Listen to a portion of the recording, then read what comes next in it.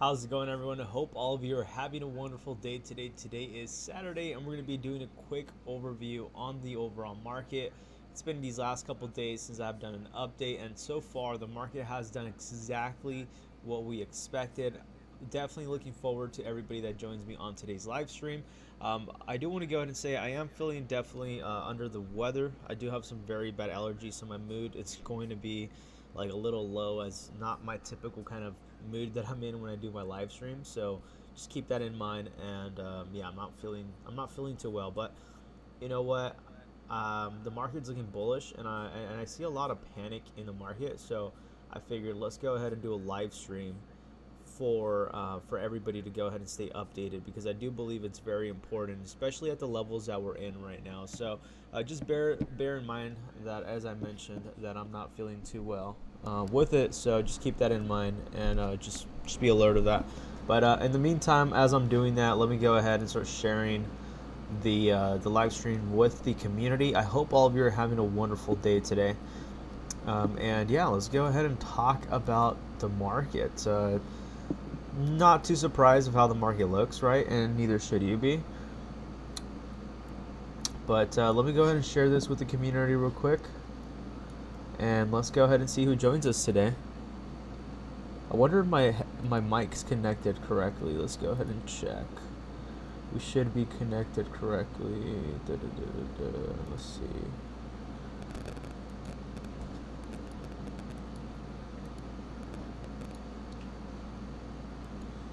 I don't know what the aux is coming out of. Let's see, mic, aux, device. Yeah, so it's an interesting thing. I don't know if hello, check. Let's see. I'm pretty sure the mic is working. Let me check. Hold on. Yeah, so it seems like the mic is working. All right, just wanted to go ahead and double check on my end. Go ahead and raise the volume a little bit more. Hey, Happy, how's it going? Hope you're having a good one. Thank you for being here today. So let me go ahead and share this with the community. Apologize if I haven't responded either. I have to go ahead and get better at that, but let me go ahead and do this real quick.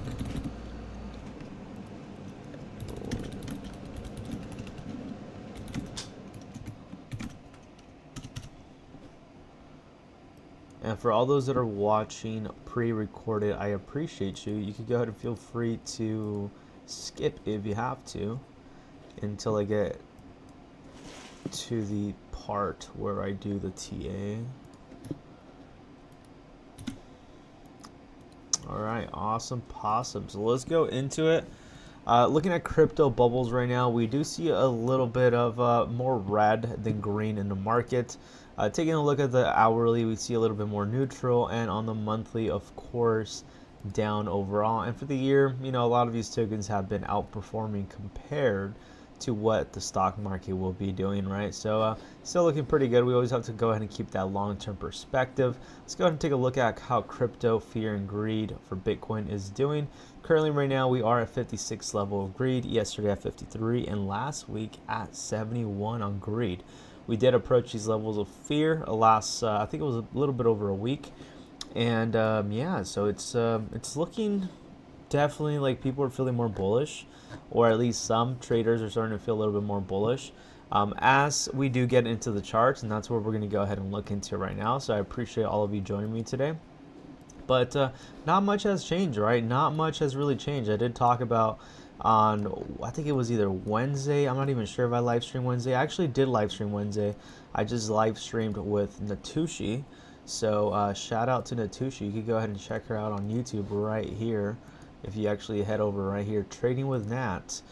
We actually did a live stream together, as you can see right here. So 3 days ago, we did a live stream. So that was the reason, one of the main reasons why I didn't go ahead and live streamed. And I had some things to go ahead and take care of the week. And like I said, I did mention to all of you, we were expecting some sort of slow week.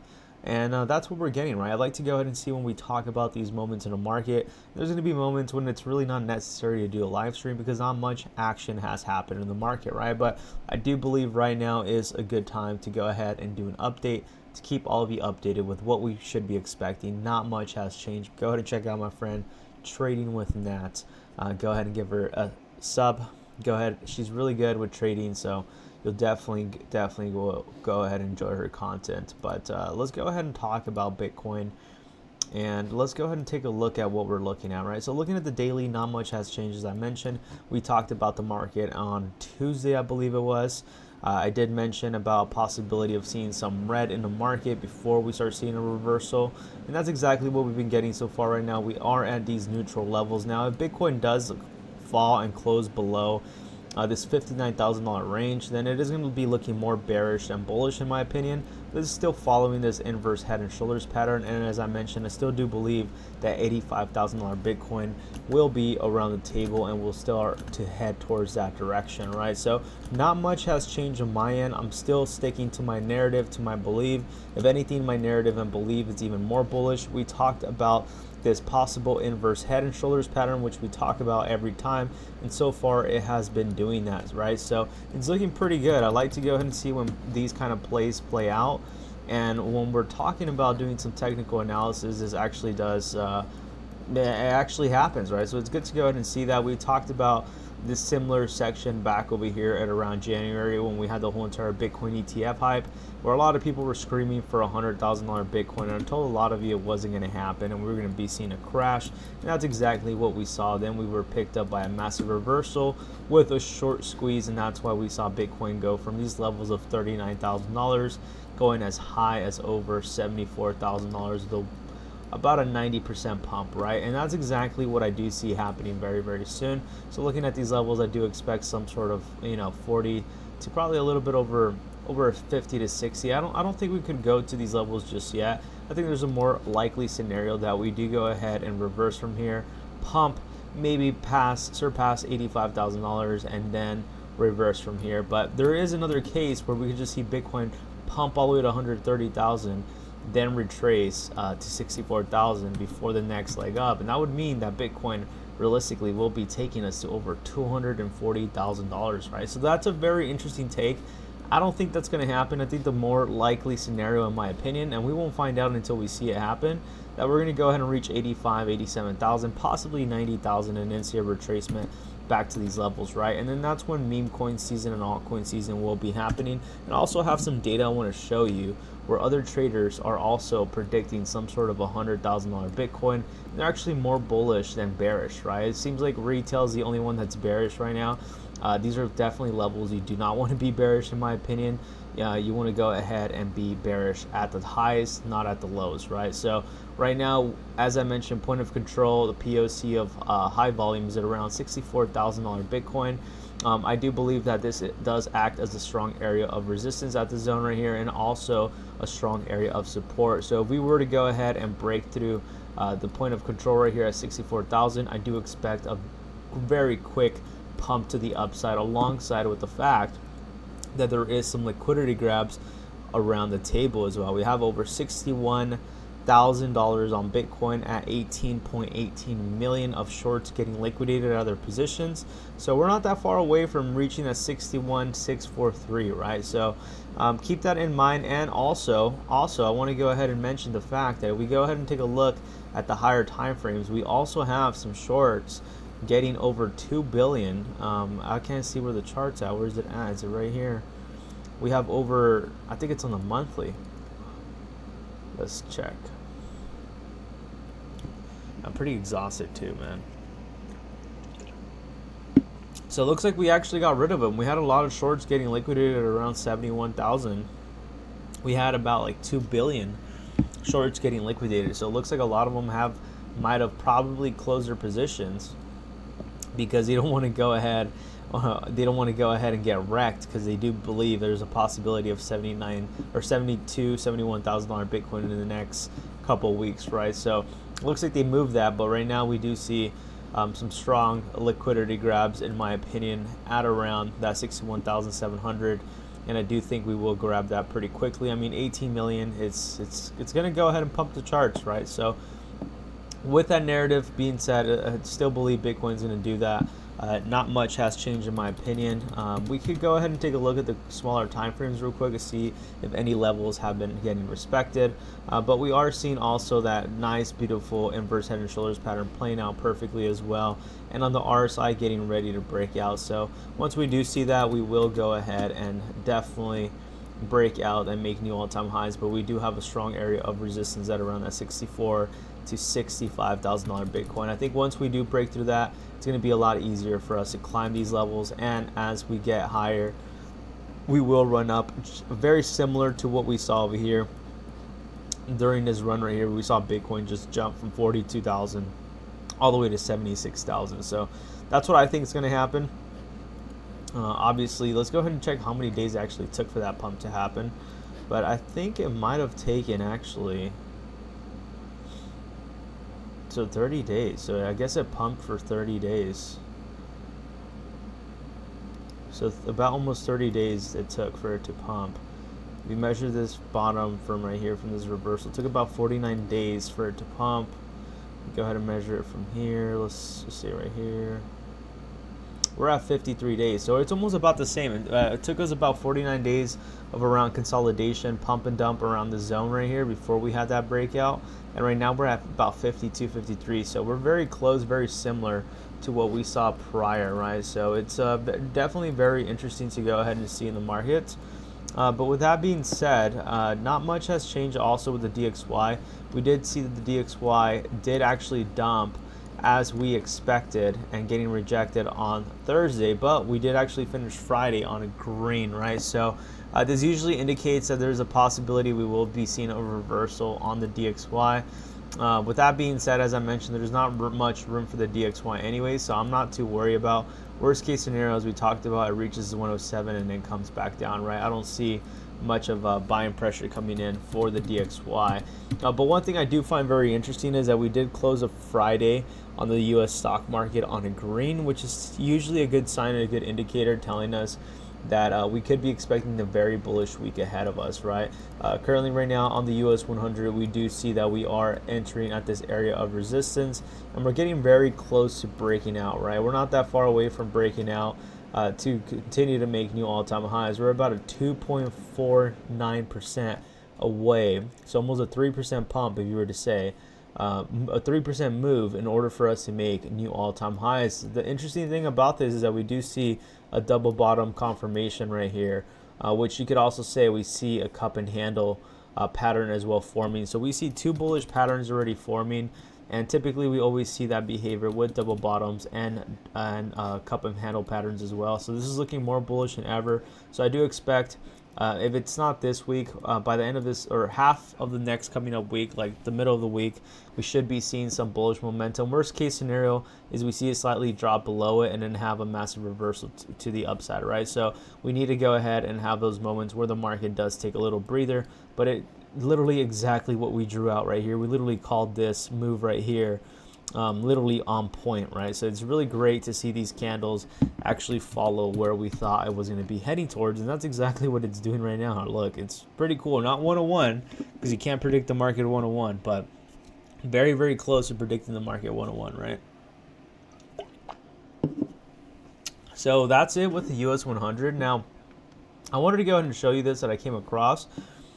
So this trader right here posted, we are currently witnessing the retest of the reclaim after deviating from the range following this pattern. What are your predictions? And you see this pattern right here, the deviation, we reclaim with the retest, and that's exactly what we're seeing right here with the inverse head and shoulders pattern on Bitcoin.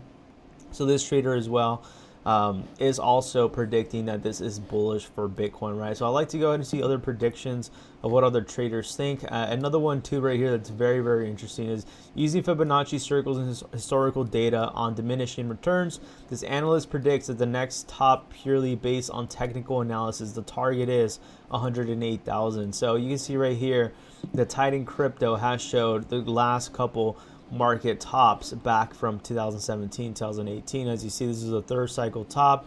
We're with the fourth right here back in 2021 and 2022. And right here, we're currently on the fifth heading towards the fifth top, right? So where would it be? Would that be around 108,000? Do you think 108,000 is going to be the top for Bitcoin? For me personally, I don't think so. I think that would be cutting us short. I think a top for Bitcoin might be pushing us no more. I would say at the max would be 200,000 Bitcoin, but I have been talking for literally for the longest these last couple months. I did mention that I do think that the top for Bitcoin is going to be within the ranges of $150,000 to $250,000 max. I don't see it breaking past that $300,000 level. So don't get too excited. I'm more excited for the altcoins and meme tokens, but this is definitely great to go ahead and see another trader very similar to what my predictions have been, right? So I like to go ahead and see when I see other traders that, you know more data than me or better traders than me, also coming up with these predictions of the same ideas that I have as well, right? So I think it's definitely something to go ahead and keep in mind. And then for the base token sector, so it's been very, very slow. Chicago, how's it going, my guy? Hope you're having a good one today, bro. Let's go ahead and see what you said. I can't read your comments. What was called not here? Not much was called, bro. Pretty much all I did was just do TA on Bitcoin. That's pretty much it. Just doing a review on the market. Not much information. I'm just gonna go ahead and do a quick little overview of what's going on with the market. But currently, right now, I hope you're having a good one, bro. By the way, talking about meme tokens, we do see right here one thing that I did want to go ahead and talk about is that Benny right here has been growing as we see the holder count has been increasing. Let's go ahead and look into the base scan and see if that's actually true. So we actually have seen a growth in users, so that's really, really good. So we're going to go ahead and see where we're going to be heading next. But right now, overall with Benny, not much action has been going on. We have been seeing this sort of consolidation exactly where we expected and where you predicted with this kind of downfall, right? I did tell a lot of you to go ahead and expect some sort of 50 to 80% correction, and we got about a 62% correction. We're going to go ahead and see if these levels are held and respected pretty well.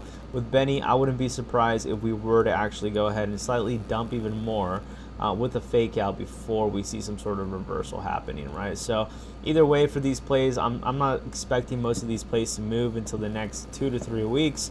As you see, volume has also decreased at $67,000 of volume in the 24 hours, which is not the best, but it's not too bad for what the token is, but definitely not the best, right? Not good. I'm gonna be honest with you. So but the good thing is that we are seeing holder count grow, and also keep in mind that a lot of base tokens are also doing very, very similar. I mean, one of them being Andy. I did talk about Andy within these ranges as it was pumping. I did mention there's a possibility we will also see a reversal, and that's exactly what we saw with a 60% correction. I expected a 60 to 80%. So keep in mind that we did actually lose a major area of support, which is usually not bullish. The reason why I'm not going to be completely bearish is because we typically do see these moves where we see these liquidity grabs, and the same thing like what happened with Bitcoin. This could be a potential inverse head and shoulders pattern where we will have that breakout. Now, if we don't see some sort of reversal, which looks like we are very soon, I mean, we see some support being held so far, I do expect Andy to be having a reversal within these ranges. So keep that in mind. There is a possibility that Andy could go ahead and dump additionally from these levels where it's at right now, another additional 40%, and likely, honestly, another 50%. So there's a possibility Andy could dump anywhere between the 40 to 60% in the next coming days if we do not see a reversal. Another sign that I have noticed is the lack of volume. We do have very low volume on the 24-hour volume. We're at 69,000. One bullish thing is, though, we have been growing on holder count as well, right? So it looks like there's more holders and traders, and that's usually a good sign that you are in a good community token, right? So that means that most people are just holding on to their tokens or just buying the dips if they get the opportunity and not really trading, right? That's one thing that I've noticed with a lot of these base tokens is that communities, there's going to be two types of people, right? The ones that hold longer term and the ones that trade actively. And usually the ones that trade actively, the traders want tokens that have volatility, right? So they're chasing the next shiny object again and again and again, and that's how a lot of these traders make most of their money, based off volume, right? They're predicting and looking into volume to go ahead and see into entering a position. And with Andy, it looks like there's more holders because they believe in the narrative, which is a good sign, right? But definitely something we should be aware about, the fact that it is at $57,000 on the 24-hour volume. As I mentioned, I do expect some sort of reversal right here. I mean, we could be talking about a reversal once we do break this point of control on the POC at the 0.149.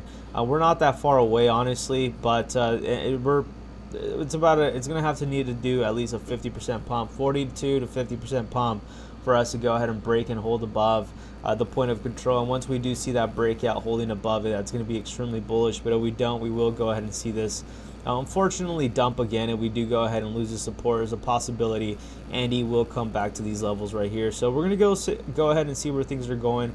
As I mentioned, for Andy alone, I think there's more holders, and I do think it's going to go ahead and start to pick up as Bitcoin starts to pump in the next coming days to weeks, right? So that's what's going on with Andy. Not much on there. We did see a nice little pump on Bowden. Tell us the lowest we can set orders for ETH and Sol, Render, and Ariel. For sure, man. I'll definitely go ahead and do that. And then for base, we of course it dumped as soon as I sold my bag. And we did see over a 3x, so unfortunately I didn't take advantage of that pump. It does look like a possible reversal is going to happen, but also the fact that volume has decreased very quickly is not a good sign. But you can kind of tell when volume is getting picked up, right? So just be very, very careful. But right now I do expect a little bit more sideways action in the market, or more red before we start seeing more green, right? We'll talk about those tokens right now, Chicago. And looking at Brett, we see Brett right now is looking like it's holding this area of support. If we do go ahead and continue to the upside from this area right here, we could be expecting a possible breakout from the downtrend, right? So we're going to see where things go for Brett. But it looks like a lot of these markets are at their lowest, or at the low, or near support, or at a support. So I do believe the market will be reversing very, very soon. But I wouldn't be surprised if we do see a continuation to the downside. I'm not really expecting that, but don't be surprised if we do, right? I think I don't know why there's a lot of panic in the market. It just looks like everything has been slightly slowing down, and where everybody's patiently waiting. So where can we go ahead and expect ETH to go? So let's go ahead and take a look at Ethereum right now.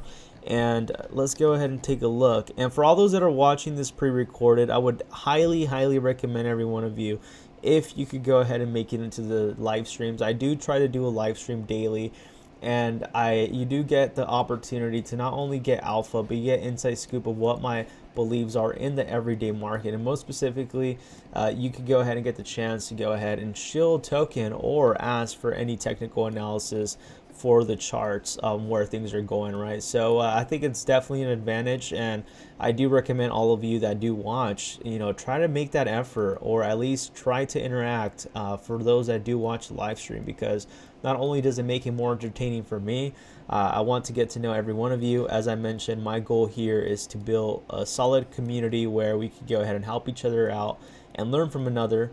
So I'm really trying to go ahead and build a good relationship with every one of you, right? I already have some pretty good relationships with many of you. I literally even have some of your guys' number. We literally text each other, give each other phone calls to go ahead and check up on the market. And that's the type of person that I am, right? I'm here to go ahead and network. I'm here to go ahead and connect with people. So definitely interact. As I mentioned, we're here for the long term, and my goal right here is for us to go ahead and have the upper hand compared to when all the retail starts coming in, right? So that's my goal right here for all of us, is to make money together, and most importantly, be aware of what's going on for the markets and be accountable for one another, right? So right now, looking at ETH, we are seeing that ETH is also following this area of support. So far, it looks like it does want to go ahead and reverse for ETH. What we could go ahead and possibly see is if we could go ahead and see a slight little reversal, where we will see it pump probably around this 2,994, or even potentially we could even see ETH go as high as around $3,000. And if it doesn't break through that zone right there, we will go ahead and continue to go down. So ETH is also at these very critical areas where we are at the zone where we could be experiencing more of a downtrend than an uptrend. We do need to go ahead and see a reversal. So I do think for ETH, there could be a possibility that we could dump even further. I mean, our next target for ETH would be somewhere around the zone of around 2,616. So you could go ahead and expect a dump for ETH at around an 11% dump. That is only if we do lose the support, but honestly, it is not looking too bullish for ETH right now. It does look like it does want to go ahead and come back in, but I would say some major areas you want to go ahead and take a look at for ETH is being able to break above this $32,000. Or sorry, $3,200. If we could go ahead and break around this $3,200, this would confirm the downtrend finally being broken, and we will start to see that reversal on ETH. But one thing that I have noticed is that a lot of people were calling for ETH slash Bitcoin dominance, which I haven't looked at in a while. So let's go ahead and take a look at ETH. I wonder if this is it. Is this the right chart that I was looking at? ETH future contracts. I'm pretty sure it is. Let's see.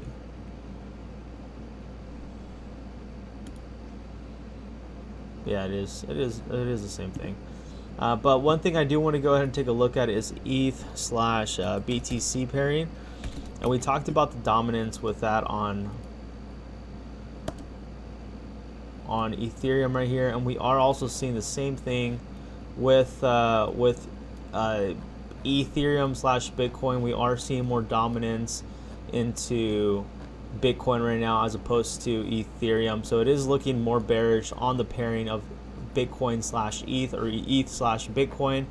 Let's go ahead into, let's see if we could go into the monthly time frame. So yeah, looking at the monthly time frame, this is what I was expecting for Ethereum to go ahead and do. We've actually talked about this with Natalie on Wednesday, I believe it was, on the live stream, and she also had a very similar prediction as well. So it's really good when you do these predictions and these analysis and then you look at what other traders are thinking, right? So it definitely means, and it says a lot for me personally, that we are heading towards the right direction. And right now for Ethereum, it looks more bearish and bullish from what it looks like. So I do expect altcoins and meme tokens to take a possible hit to the downside. And that's what I'm saying. That's where that additional 50 to 60% dump could go ahead and happen, right? Can we go ahead and see a reversal, very quickly for Bitcoin? I mean, it's possible, but I'm seeing more dominance in Bitcoin as opposed to Ethereum until we go ahead and find that bottom for ETH, and then we start breaking back out into that area of resistance. We could go ahead and expect a breakout, but I don't expect much action from Ethereum, honestly. We could go ahead and start getting excited about Ethereum once we break within the zone right here where ETH will be heading towards around the zone right here, which I don't know how much I don't know what that price is right there. This is 0.05, so I don't know what that is. Well, I mean, that's a pairing with ETH slash Bitcoin, but yeah, we need still a lot room more left for this to even come back. I don't really see much action going on here. For me, it's more bearish, temporary for ETH. As I said, I do expect a slight 12% drop on ETH if we do find that bottom there, but I will be expecting at least a nice little move to Ethereum before we see that reversal. We talked about this point of control right here. This could act as a strong area of support and resistance. Now, if we do go ahead and break down below the zone right here, we are more than likely going to fall even lower for Ethereum. But as I mentioned, this is more than likely a reversal is where that's going to be happening for at least Ethereum, right? Looking at Sol, we're going to go and take a look at Sol and see what's going on with Solana. I mean, a lot of these tokens are going to move very similar, guys. That's the thing with a lot of these tokens. Like, typically, depending on how a token reacts, the other token is going to also do the same thing. So if Ethereum is going down, expect Solana to also go down. ETH got as low as 2,800, 2,892 on Friday. It was under 3K to begin Saturday morning and piggybacked BTC candle to the upside. Been lingering between 3,000 to 3,031. Yeah, it's at some very critical areas right now, bro. So as I mentioned, guys, with a lot of these tokens like altcoins, they're going to be relying on Bitcoin. So if Bitcoin starts crashing right now, we could be expecting an additional dump on Bitcoin. Now, I mean on the meme tokens and the altcoins. But if crypto dominance starts to come back up, there's going to be a little bit more confidence in the market. Yes, we're going to see a slight little decline in a lot of these altcoins and meme tokens because people will rather favor Bitcoin dominance. But as confidence starts coming into the market, the degens are feeling a little bit more confident of the market, so they're willing to throw in more money, right? So also keep that in mind, that a lot of these tokens are going to be following very, very similar pairs. There's not much that's going to be different from a lot. Like, for example, like let's say we could look at, Ethereum right now, and I could tell you it's going to do probably the same thing as what we're seeing right now with ETH, right? Most of these tokens rely, well, no, not most of them, pretty much all these tokens rely on Bitcoin, on how it does, right? And also same thing with this is Solana, never mind, this is the wrong one, this is not Solana. I don't know why my freaking chart only shows spots. Like, it used to show like the Mexi charts. I don't know what the heck happened to my freaking trading view. Pisses me off, to be honest.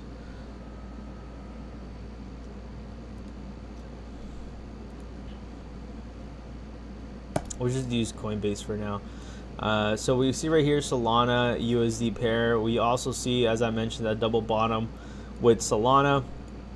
Right now Solana is still holding on to this area of support from what it looks like. I do expect some sort of reversal with Solana coming very soon. In order for Solana to go ahead and have a continuation to the upside, we do want to see Solana touch and break above this zone at 159. Once we do break towards that zone of 159, I do expect Solana to be coming back to these ranges and retesting the $200 range. Now, if Solana does begin to lose support within this area, it's not going to be looking too good for Solana, I'm going to be honest with you, because that would mean that Solana will go ahead and lose that support that we have been forming for quite a few days, and we will go ahead and be coming back down. But for Solana, it looks more bullish and bearish. So I'm not too bearish on Solana. I'm actually more neutral, I would say, but I'm heading towards more of the bullish case scenario for Solana. I don't really see Solana doing anything too crazy on it being on that, right? We are at the strong area of resistance at 178. So, but also keep in mind the strong area of support for Solana is at the range of 98 or 92. So do keep in mind there's a possibility we could also see where Solana just literally drops from here all the way down, consolidates before we start retesting back these zones again. So keep that in mind. I'd be really extremely bearish for Solana if we do see a break below that 129 and we do go ahead and close below it. There's a high probability that we are more than likely probably going to continue to go down, but where I could guarantee that it's going to go down is if Solana closes below $118, right? So keep that in mind. Don't ride the Solana. Yeah, and for all those that want to go ahead and trade on an exchange platform with no KYC, check out Blofin non-KYC platform. Link down below in the description. $5,000 in sign-up bonuses where you can go ahead and trade spot and as well futures. I am actually partnering up with another exchange right now in the talks, so that's going to be coming very soon. But I'm trying to partner up with with exchanges that do no KYC, right? Especially when it comes to leverage. I think that is definitely something that's very convenient because it takes less than 3 seconds to create an account. So definitely go ahead and check out the links down below. But with that being said on Solana, I'm not too bearish on Solana. I'm more aiming towards the bullish side of things. But, it's at neutral levels right now. It's nothing too exciting also for Solana, but I am expecting more of an upside for that.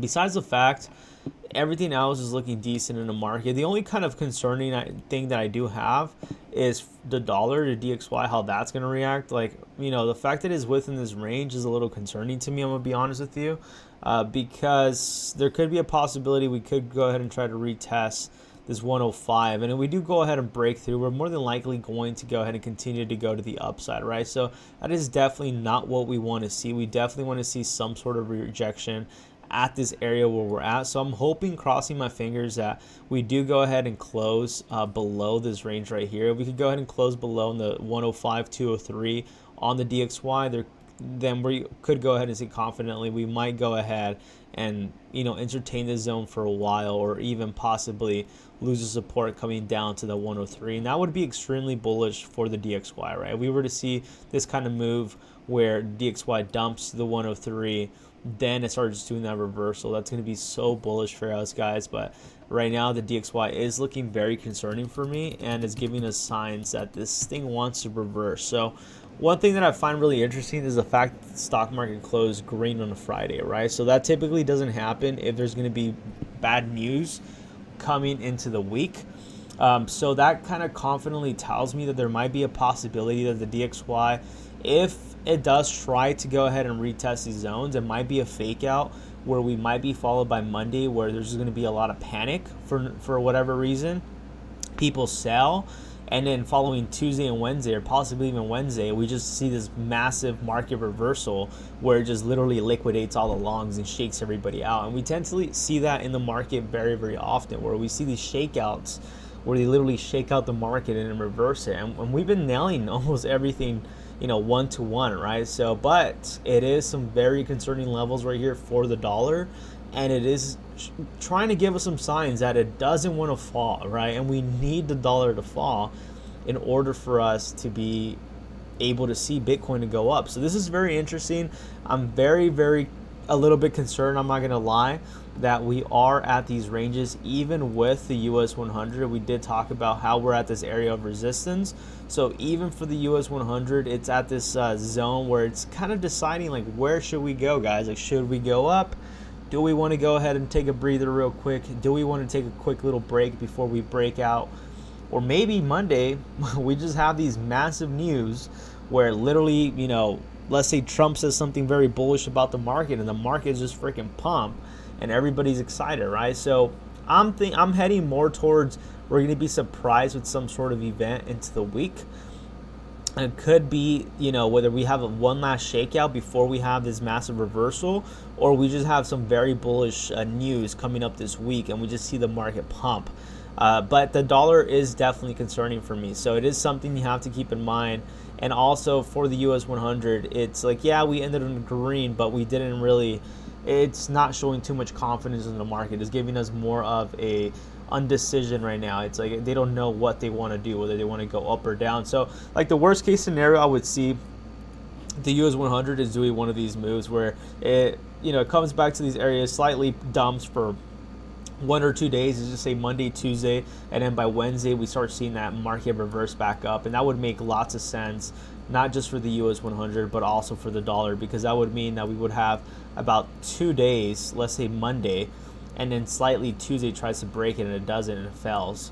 That's what we could go ahead and see. Or we just see Monday pump and then we coming Tuesday it just dumps, and that'd be amazing for the market, right? So right now we're at this very neutral zone right now. You know, it's very, very neutral. It's still at these areas, as I mentioned, that as long as we break down on the zone right here, then we can go ahead and start celebrating and confirm, hey guys, you know what, we are doing a full-on reversal.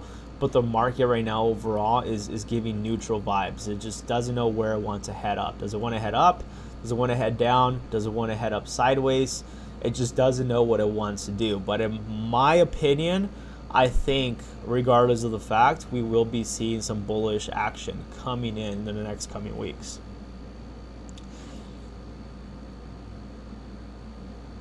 I haven't added you as a friend on Discord. I apologize for that, bro. I'll definitely go ahead and do that. I haven't checked my Discord. I have it on Do Not Disturb, and I haven't used Discord as much, so I am definitely going to go ahead and do that. That tendency to go ahead and start using Discord again. I just need to get the community up and running, right? I took a break and then I was posting on Discord and nobody was really being interactive there, so I kind of just stepped away. But I do need to make a habit of checking Discord actively, man. And my Discord and a lot of my other like social medias are no notifications on, right? So don't think I'm ignoring any of you. I just freaking forget, and I even still have messages on Twitter that I haven't replied to that I really do apologize. I always tell myself that I'm going to get to that, and I usually don't. So I need to come up with a schedule where I could reply to everybody at least, you know, once or twice a week. But as I mentioned, I will always go ahead and do my best to interact with every one of you, because I do believe that as long as we do have like a nice little group together here, guys, as long as we have each other's backs, we're solid. There's nothing to be worried about, and like I mentioned, I'm not worried about this market. I don't understand why the panic. I don't understand any of that, and that's why I like to go ahead and come on here on stream to go ahead and let you all know, you know, there's nothing to worry about. There's nothing for any of us to panic, worry about. Don't listen to any of these news. As I mentioned, until I get that sign where I'm like super bearish and I'm concerned, I'll let you know. But I eye these markets literally 24/7. Like first thing I do in the morning is look at the markets, look at the news, do my analysis. So I'm constantly looking at the market.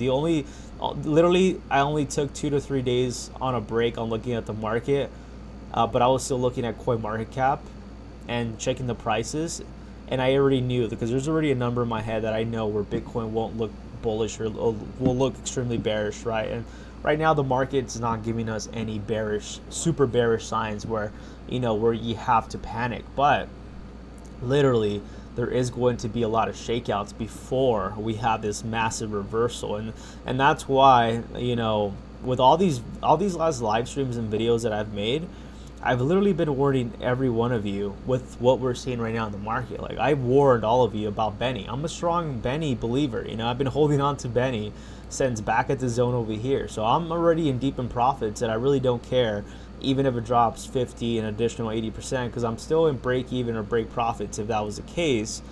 But regardless of the fact, I called, you know, this top right here on Benny, and I talked about this possible 50 to 80% correction, and we saw that 50% correction, right? So same thing with Andy. I also called Andy. I called the top on Andy, and I did mention that that there was a possibility that we were going to dump lower if we were to go ahead and fall below this. And I mentioned that it did look quite bearish, and if we were to go ahead and lose that support, since we lost the support, there's a possibility we will see a downside. And we have dumped on Andy alone over 50 to 60%, right? So with the tokens that I'm bullish, guys, I'm here to tell you what I believe is going to happen, right? I don't care if it's bullish. I don't care if it's bearish. I'm going to go ahead and give you my opinion, even if I'm investing in the token, because I think, in my opinion, you should know where a token should be heading. Because if you're super bullish for a token and you're just pumping your bags talking about how bullish it is and to buy the dip and to buy the dip,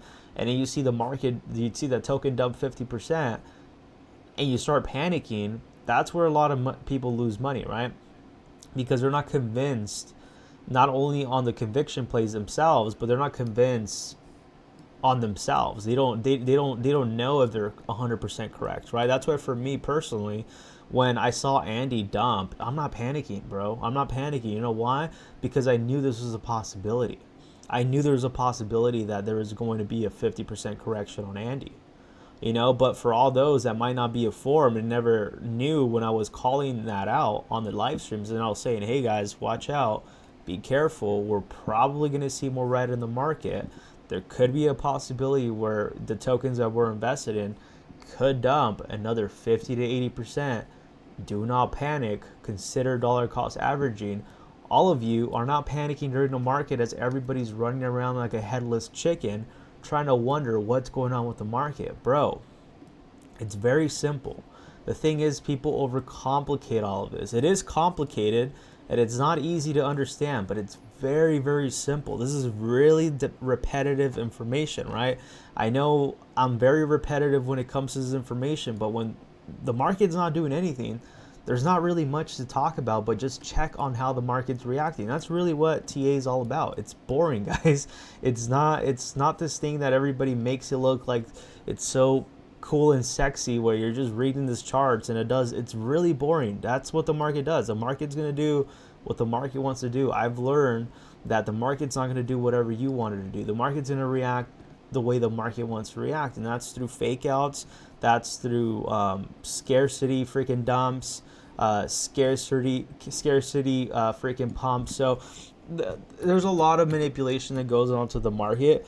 And if you're not aware of what you're looking at or what you're trading, you're going to panic. And that's where a lot of people go wrong, because they're listening to these influencers that just say when moon, when pump this, 20x this, 100x this, but they never educate their viewers on what's actually happening on the charts, right? This is why I've been able to call most tops and bottoms on Bitcoin since we were back over here.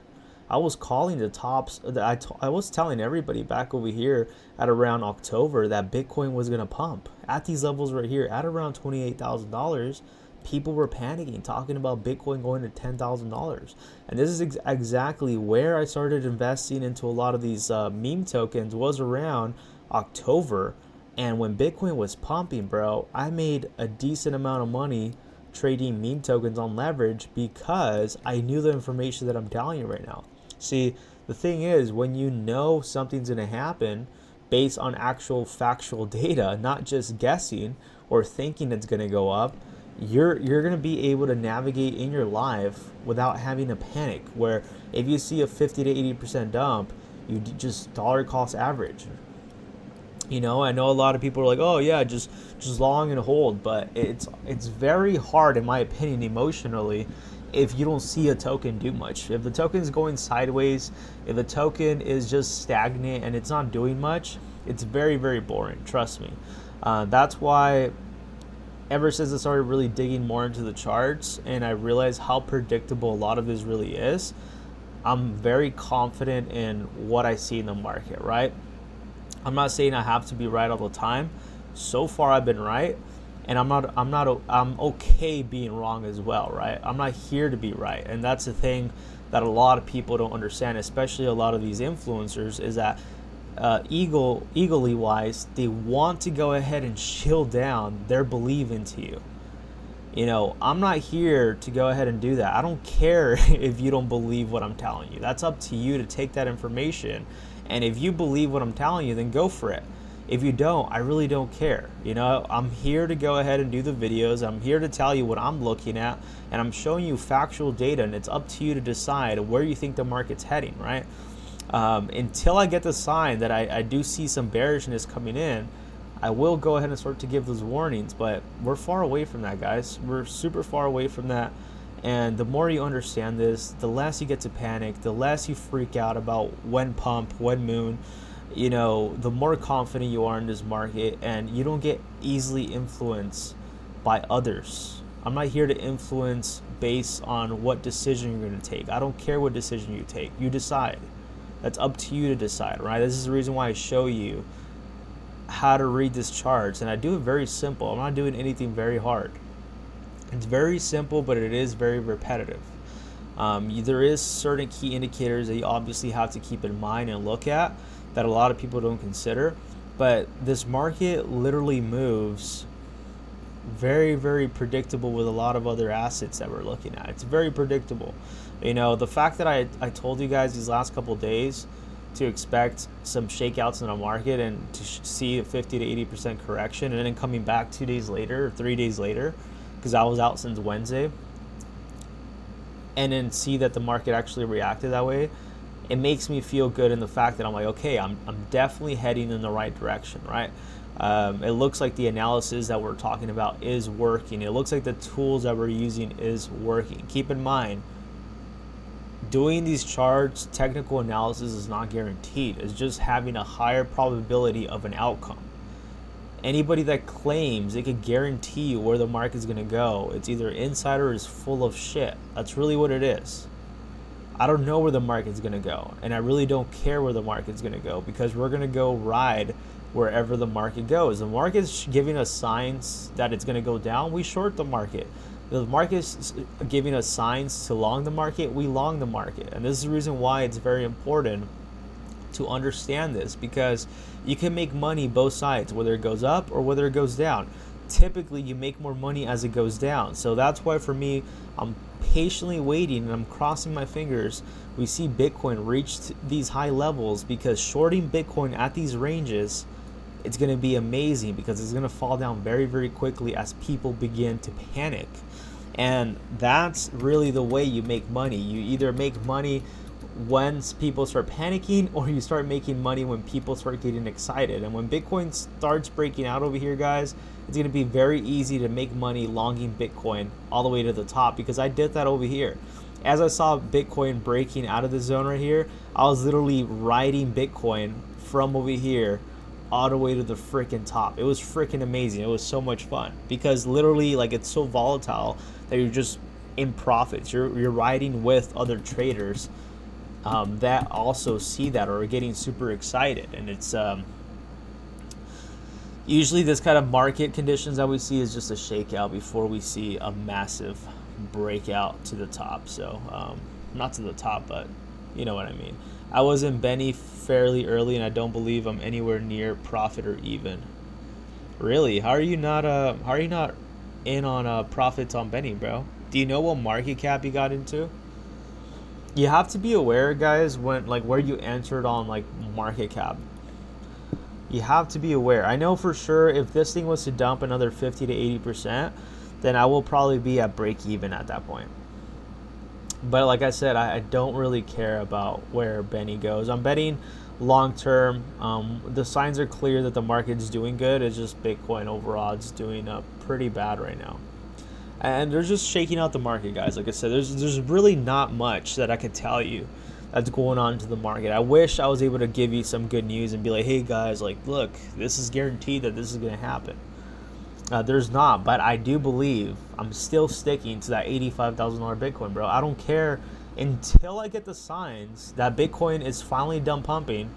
I will be bearish until I see the signs. Yet Bitcoin has continued to show that we're more bullish than bearish, and we're seeing it. There's signs clearly on the table that Bitcoin's bullish. I don't understand how these people continue to be bearish on things that are supposed to be bullish, right? That's just how the market acts. And until the market believes that Bitcoin's bullish, Bitcoin's going to start pumping like crazy. Meme tokens are going to start pumping like crazy. Altcoins are going to be pumping like crazy. And that's really where we're going to be reaping the rewards, you know? Classic 84, how's it going, man? Yeah, Andy to billions, bro. I was stupidly recording liquidity at the time, not MC. I do not have token price recorded on my buys, majority of my tokens. So check this out, Chicago. So when you're on the tokens, you always want to make sure the market cap. Liquidity always changes very quickly, right? So you always want to go ahead and base it off market cap. Another way you could go ahead and check like if where you entered most of your positions is if you go ahead and use this bot called Photon, which I think I talked about it on my stream a while back. You could actually snipe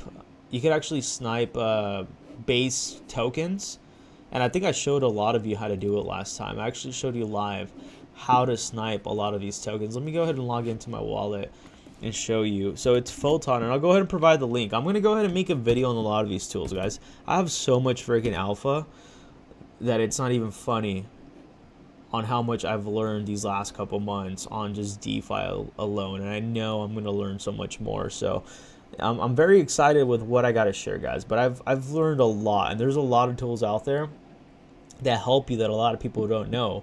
But there's a trading bot called Photon, and this trading bot right here, you could go ahead and snipe tokens early when they launch, like this, for example, right? And we actually bought a token last time, literally live, you know, we actually bought it live together, and we were actually in profits, but then eventually the token ended up rug pulling. But let's see if we can buy this one right here. Yeah, we don't have enough money on that. Let's see, what about 3? Maybe we can make a quick little trade. Same thing. Yeah, it's not gonna work. But yeah, you just snipe these tokens right here, guys. But what I was gonna show you is if you go right here, Chicago on Photon Base, I'll give you my referral link right now. But if you go over to holdings, you can go ahead and check the amount of tokens and profits that you're in. Like for example, like I was in voted, and it tells me how much I invested, and it tells me the percentage I was up. And it literally tells you the percentage and profits of how much you're up. As you see, I invested this much and I was up $6, which is a 9% pump, right? So it's really cool. Photon is a decentralized exchange. It's very similar to almost like if you were trading on Mexi. Obviously not without leverage, but it gives you like this actual really good chart that you could go ahead and take a look at. I mean, look at this. And this thing snipes tokens, and it gives you very, very good transactions as well when it comes to speed. Yes, you got to pay a little fee when it comes to slippage, and you need to pay a priority fee to go ahead and get your orders filled, but you will never fail on getting a transaction freaking sent, bro. You like with Photon, you will more than likely always be able to sell the top and sell the bottom, depending on how volatile the token is. but you will be able to enter and exit a position very, very quickly, right? And this is what a lot of people don't talk about because you don't know, right? So with Photon, for me personally, that's what I like about it. I like the fact that it tells you actually how much you're in profits, how much you bought, and it's easier to track. I think DeFi is very, very difficult right now and very confusing. There is some platforms. I know MetaMask has also updated their portfolio section where you can see the amount of how much your tokens are in, but they don't actually tell you the entry. See, at least with Photon, it tells you how much you invested into the project, and it'll tell you how much you're down. Like as you saw right here, I invested 0.005 ETH, and this thing pumped like crazy, and then they rug pulled, and as you see, it says I'm down 100%. So you know you're down 100% in your portfolio, right? So you'll be able to know where your entry is, not market cap wise, but you are able to go ahead and see percentage wise, right? Which I think it's very, very important as well. I think I bought this thing like right here. I bought this thing at like 10,000 market cap, and I was streaming it and I forgot about it. I wish I would have been able to sell that because that would have been 2x. But regardless of the fact, there's tools like this that do definitely help you, and I will be sniping and trading. Like when I start actually trading like base tokens, where I'm swing trading them, when I'm entering these plays in and out, I'm gonna be using Photon, bro. You can't be using no Uniswap, you can't be using no Sushi Swap, you can't be using any of that. You gotta use real good trading tools. And that's the thing with DeFi, is that there's a lot of things that a lot of people don't know and don't understand. Like for example, as you see right here, base Bowden, I invested 0.023 ETH, and I sold this remainder, and my profit and loss, which is a P&L, 9%. It's really cool, bro. Tell me another tool that gives you this kind of interface to do this. You know what I mean? It's very easy to use. As I mentioned, I will be doing a doing a tutorial on how to use this tool and how to snipe base tokens.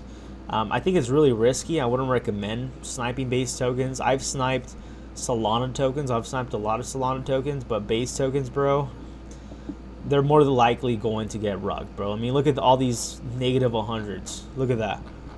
Rug after rug after rug. Like, you're better off trying to snipe Solana plays, because you have, right now, sniping those, you have a higher chance of making money than this on base. On base, you're probably going to get rugged. Look at that. Look at all those rugs back to back, right? So be careful. I wouldn't recommend sniping yet, but I do think there's going to be a time when base tokens are going to do very well, and using these tools are going to help you a lot compared to the average person that doesn't know how to do any of this, right? Most people don't know how to do any of this, and that's where the advantage you have when you learn how to use these tools. Because for example, when Solana had the congestion issues and people were using Jupiter, I at first didn't have any issues. Why? Because I was using a freaking trading bot, bro. I was using, a really good tool, if not one of the best bots out there, in my opinion, on Solana.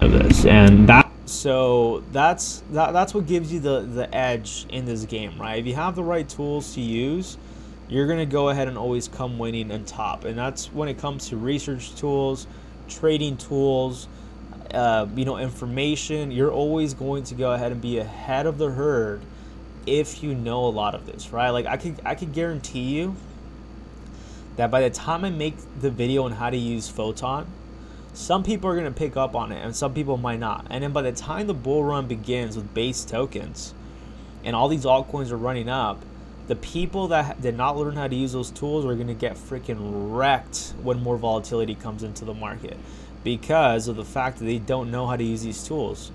So definitely go ahead and check out Photon. I went and posted that down below. As I mentioned, I will make a video very soon on that. Chicago says, I've been having issues setting up TG trade bots. I got Trojan another this weekend and only got as far as setting up the wallets. Want to do a solid assist me in getting these set up. Yeah, man, 100%. I mean, the one I use solely, as I mentioned, if you want to use a bot, I would recommend Photon. I also do have a, what is it called? A Sol trading bot. I think this is like one of the other best Solana tokens in my opinion. These right here would be Solana trading bot, which you can go ahead and use my referral link if you'd like. I'm going to go ahead and post that, but I will be making a video on all of this, on how to set this up.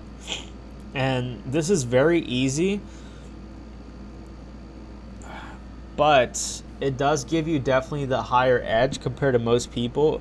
If you're not using a bot, bro, you're getting wrecked in the market. I'm telling you guys. Like, if you're not using a freaking trading bot, you're getting wrecked. Like, when I ask people, like, hey, bro, what bot are you using? They're like, oh, no, I'm using freaking Jupiter. I'm like, bro, are you freaking kidding me, man? This is the reason why you're losing money. You can't be trading this market with a freaking Jupiter, bro.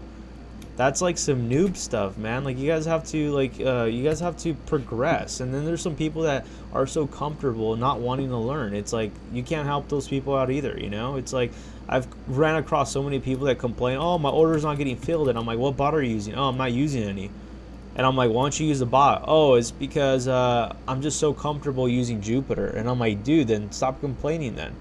I'm giving you the solution to your answer and you don't want to take the solution, then that's on you. But bots will go ahead and save you, in my opinion. With Soul Trading or Trading Bot, whatever this bot, Solana Trading Bot, I think it's one of the best ones, in my opinion, when it comes to Solana. Another one that's one of the best ones for Solana is also Photon. The thing I like about Photon, it's a multi freaking blockchain, dude. Look, they have ETH, they have Blast, and they have Sol. I started off using them as Sol. As you see, like I use a lot of freaking Sol when it came to trading with these tokens. Like, if you see the kind of volume that I've generated, I haven't really done that much anymore. Even with my referrals, they haven't really been doing too much trading on Photon. But dude, I was mostly just trading on Photon right here with Solana tokens, and that's where I had the edge. Compared to most people. I mean, look at this right here. This is just launched a few minutes ago. Let's see if we can do an entry. I mean, no, this is probably the worst time to buy. So he's probably gonna dump. I don't even think I have enough money to fill in an order. Let's see if we can catch a little dip in between this. Let's see. Will we be able to catch a dip?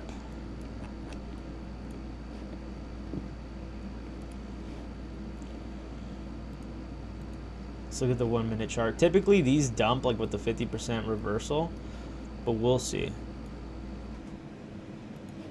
Look at that. There you go. I think this is the dip right here. I'm gonna see if I could buy this.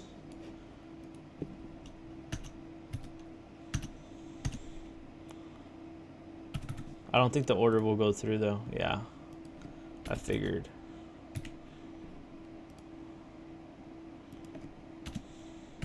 Imagine if I turn a couple Solana into a few. I mean, usually when you're waiting for them to go through, you want to buy at this bottom right there. See, I think my order is gonna go through, but it's probably more than likely not gonna get it's not going to be able to generate me any money due to the fact that I won't have any money for trading fees. But right now it's very slow just due to the fact that I'm not offering too much. Like, I'm not even paying them anything. Transaction was successful. This was likely due to not enter enough priority. See, I didn't have enough slippage added to it. See, I guess 13% wasn't enough. But look, we could try one more time. But it's probably going to dump a little bit more. It's probably going to dump like down over here, 65k. But let's see, we'll try it again. If we could catch a little reversal, that'd be nice. Look at that reversal. Damn, dude, look at that. It didn't let me go through on that. If I had a higher fee, that order would have gone through, and I would have been instantly in friggin' profits, like 50% in profits instantly if my order would have gone through. But I have literally, I'm trading with like cents right now, bro. I think I don't even have any Solana. There you go. I finally bought some. Maybe at the top now, which freaking sucks. But yeah, that's the thing. You guys also have to play around. Unfortunately, you guys got to pay more money when it comes to the slippage and fees. Sometimes you got to give money for your transactions to go through quicker, right? So look, I just got wrecked right there. If I would have waited on that dump right there, on that 50% dump, that would have been nice. But yeah, so I guess I bought that one right there, dump. If we see a reversal, that'd be nice. But like I said, even with this order that I just showed you right now that I was just buying, like, I'm gonna show you the holdings that I have right here, right? So as you see, it's this one right here, STC. Look how quick that thing just dumped, 73%. So it tells you right here the percentage that you're down. So this is very, very easy, in my opinion, to see where things are going, right? I will go ahead and make a video by the end of this month I'm gonna go ahead and deposit some money into Photon on Solana. I'll probably do like half a sol or 1 sol just to show you how to go ahead and snipe a lot of these tokens with Solana Trading Bot and as well Photon, and also for base as well. This is what I'd rather do, but like I mentioned, even Photon, you do have to pay the price pretty much. Like you have to pay the price in order to go ahead and enter most of these trades, because you do have to pay a very high, in my opinion, a very high slippage. 14%. It's pretty high. And then sometimes I would offer them a bribery in order for my transaction to go through even quicker. It does have the smart protection MEV bot enabled, but usually the smart bot MEV takes forever for your order to get filled. That's why the order didn't go through at the zone right here. But yeah, there's with these tools, you do have to pay a little bit more. They're going to prioritize the people that are giving them tips as opposed to the people that are not paying them anything. So this is why, for me personally, like when I came across Photon, man, I was like, dude, this is life changing. Like this is so cool. And I was just trading Solana shit coins just on Photon, bro. Like I barely use my Sol Trading Bot. I do use it here and there. I usually mostly do it only when I'm sniping a token. But when I'm like swing trading a position, like if I wanted to swing trade this right here, I would just be looking at this chart actively and then just be entering positions right here with this tool. Obviously it goes by quicker. Your transactions do go in quicker, but you do have to pay a higher fee, whether that's through slippage or bribery. So just keep that in mind. I got another trading bot that's supposed to be top notch. I just got stalled on the setup. Contact me via Discord after the stream. Yeah, bro, just hit me up.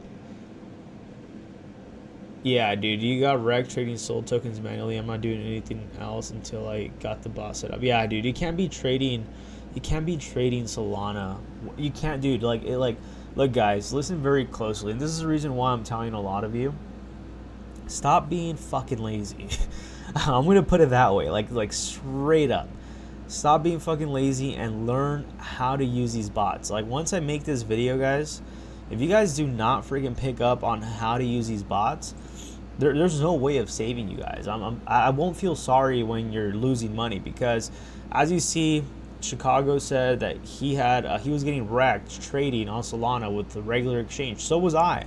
That's why I was like, dude, I got to start learning another way to enter these positions, because your orders don't get filled, they fail, and you just get wrecked. You lose money trading on Jupiter and all these other exchanges. Like only newbies that are not aware of this are going to get super wrecked. And that's why I'm telling you guys that if you learn these tools early on, as the bull run continues and the liquidity starts coming in, you guys will have an edge against everybody else. Because most people don't know how to use these tools. Most people are not even willing to take the time to learn these tools, right? Most people don't even know how to use these tools at all, period, or don't even know about them. So don't get comfortable. I know a lot of people that I would tell, use this bot. They're like, nah, I'm good, man. I'm okay using, Jupiter. I'm okay doing this. And I'm like, all right, bro, whatever. It's not hurting my pocket, right? So keep that in mind. Look at this right here. Let me show you this token right here. Do you see how I changed my percentage? Now it's 49%. Hey, Jing. Nice to meet you, man. How's it doing? Could you maybe look at PZ and give me your take? I really love the narrative of PZ. Yeah, bro. If you could just go ahead and put the smart contract, that'll be amazing.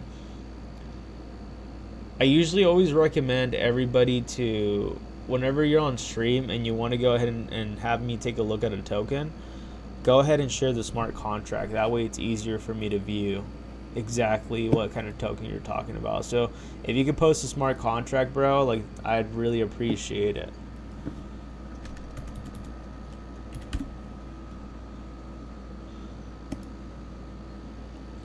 I'm assuming this one's it, right? Render, yeah. I mean, the same thing with Render, bro. I mean, I'll take a look at Render right now, but Render is going to be the same thing. As I mentioned, as long as Bitcoin's doing the same thing, like, I don't expect much of these tokens to do much.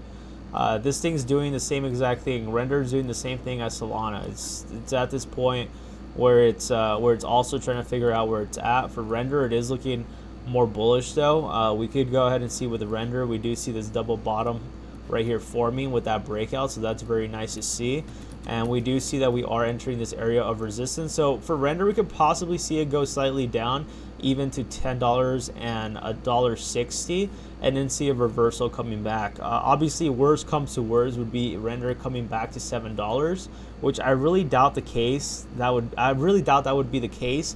The lowest I see render going, in my opinion, without it being bearish, is like $9. I think realistically, bullish wise, render could go as low as like $9 and it'll still be okay. And even it could even go as low as $8 and still be okay. Now, where it would be very bearish for me is if render falls below $8 and it falls down to these areas right here, it'd be extremely bearish. It'll tell us that render will be coming back to this $4 zone, but I don't see render following that much, right? At the worst, I see render coming back down to around $9.73 and then having that breakout as the market starts to pick up. Or worst case scenario, it comes down all the way to $8 and then has a reversal. So render is more bullish than anything. So I would just say dollar cost average. Obviously, if you are entering some leverage positions, just be careful if you are, swing trading that to the upside. But as far as the daily charts, looking good. Render is looking pretty good in my opinion. Small range with render wouldn't go below 1060 on the dip. Yeah, I mean, see, the thing is, I don't want to say it can't. Everything's possible, but yeah, I agree. I don't think it would do much on that. Render's looking bullish. I mean, a lot of these altcoins are looking bullish, guys. A lot of Solana, a lot of these are doing very, very similar patterns. So PZ, young PZ, 500,000 holders. I don't like that. 5 million market cap. I'm assuming this was probably a pre-sale. I mean, the fact that it has a lot of freaking holders, that definitely gives me a sign of something, that it was probably some sort of pre-sale. I don't know how this thing has 500,000 holders. That's interesting. Seems a little scammy in my opinion. $8 to $9, grab it. Remember, is my AI pick. Yeah, dude, super solid. With PZ, I don't really know what much of the narrative, but this thing's at 5 million market cap. We are assuming probably it was at its all-time high, was around 6 to 7 million market cap. Right now it is currently holding at around this range of about 5 million market cap. One thing I will go ahead and keep in mind, as I mentioned, I don't know much about the narrative, but it is looking neutral. It looks like a little bit more buying pressure than selling pressure. If we go ahead and take a look at the 4-hourly, we are seeing that this area of support is being held. But there could be a possibility that if we don't see a reversal from here, we will see PZ drop another 35%. I don't see it going much lower than that. I think this might be the bottom for PZ. And then we're going to see a reversal coming back. So if you kind of notice, guys, and this is a kind of a funny thing about it too, is that a lot of these tokens follow very similar patterns, guys. It's no coincidence. Even with this alone, as you saw this, the way I was drawing this out, this looks like an inverse head and shoulders pattern that might more than likely play out, right? So that's in the 4-hourly. So for PZ, I don't know much about it, but it does look like it is looking for its area of support. So no confirmation yet that this is going to continue to break out of this downtrend, but currently it is on a downtrend. So until we see PZ break out of the zone right here and enter this range at around 0.008, that will be bullish, and that would be about a 30 to 40% move. So PZ, all it has to do is do like a 43% move, and then it will go ahead and flip to it being bullish. But right now it's neutral, not much. As I mentioned, if it was to drop, it will only probably drop 30 to 40%. Yeah, no pre-sale, the airdrop. It's Pepe's nickname give from Matt Furry in the comments. Oh, interesting. That's really cool. So it's then it's an airdrop then. So I'm assuming everybody that's probably on base got it. So that means probably I got it too. So that's really cool. I've noticed, guys, that when you start trading a lot of these base tokens, you start getting a lot of airdrops. That's the way they kind of do it for marketing. Which chain is PZ on? How's Boys Club doing? I grabbed a very small bag. PZ is on base. They have community space on X every day, almost, and regularly do spaces and AMAs on X. I really like them. Really cool guys. Nice. Guys, you know how I feel? Like when it comes to me, I'm gonna be like one of the least person here on YouTube, if that makes any sense. I'm gonna be like the last person supporting bullish developers and teams. I'm sorry to tell you that, guys, but that's just how I am. I don't care how bullish the freaking team is. If the chart is showing me otherwise, that's what I'm sticking to. Same thing with Andy. I don't look at the TG, bro. I don't look at how Andy or Benny's TG is doing. I don't care.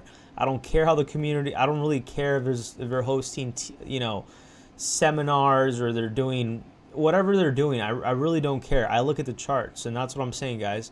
A lot of people underestimate the charts, but the charts give you data. It gives you data of what is actually happening. You could tell based on data when team is selling. You could tell when a token is a pre-sale and an airdrop. You could tell right away. Like this is the reason why with PZ, I'm like, this is not a regular launch. Like there's something going on with this, and I didn't nail it correctly, but I knew it wasn't a regular launch. So you got to keep in mind that don't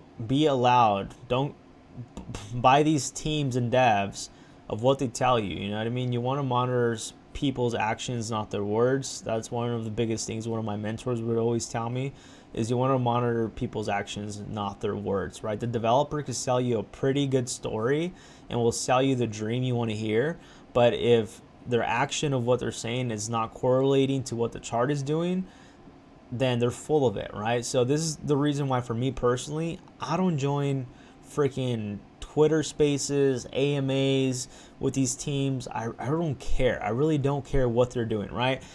Do I go on the Telegram on Andy once in a while? Yes, but I don't need to look at the TG, right? Because I'm convinced and I know what's going to happen with these plays just based on the charts. And so far I've been able to nail most tops and bottoms on these tokens just based on TA, not even looking at what their Twitter's doing. I don't even check their Twitter, guys, because I don't care what they're doing, because the less I'm influenced by what the team's going to say, the more I could go ahead and come up with my analysis. But if you're in a Telegram all day and all you hear is this is going to the moon, this is bullish, buy the dip, dollar cost average, you're going to go ahead and fall into the traps of 99% of the meme coin communities, where you're left as a bag holder and you're left as an exit liquidity.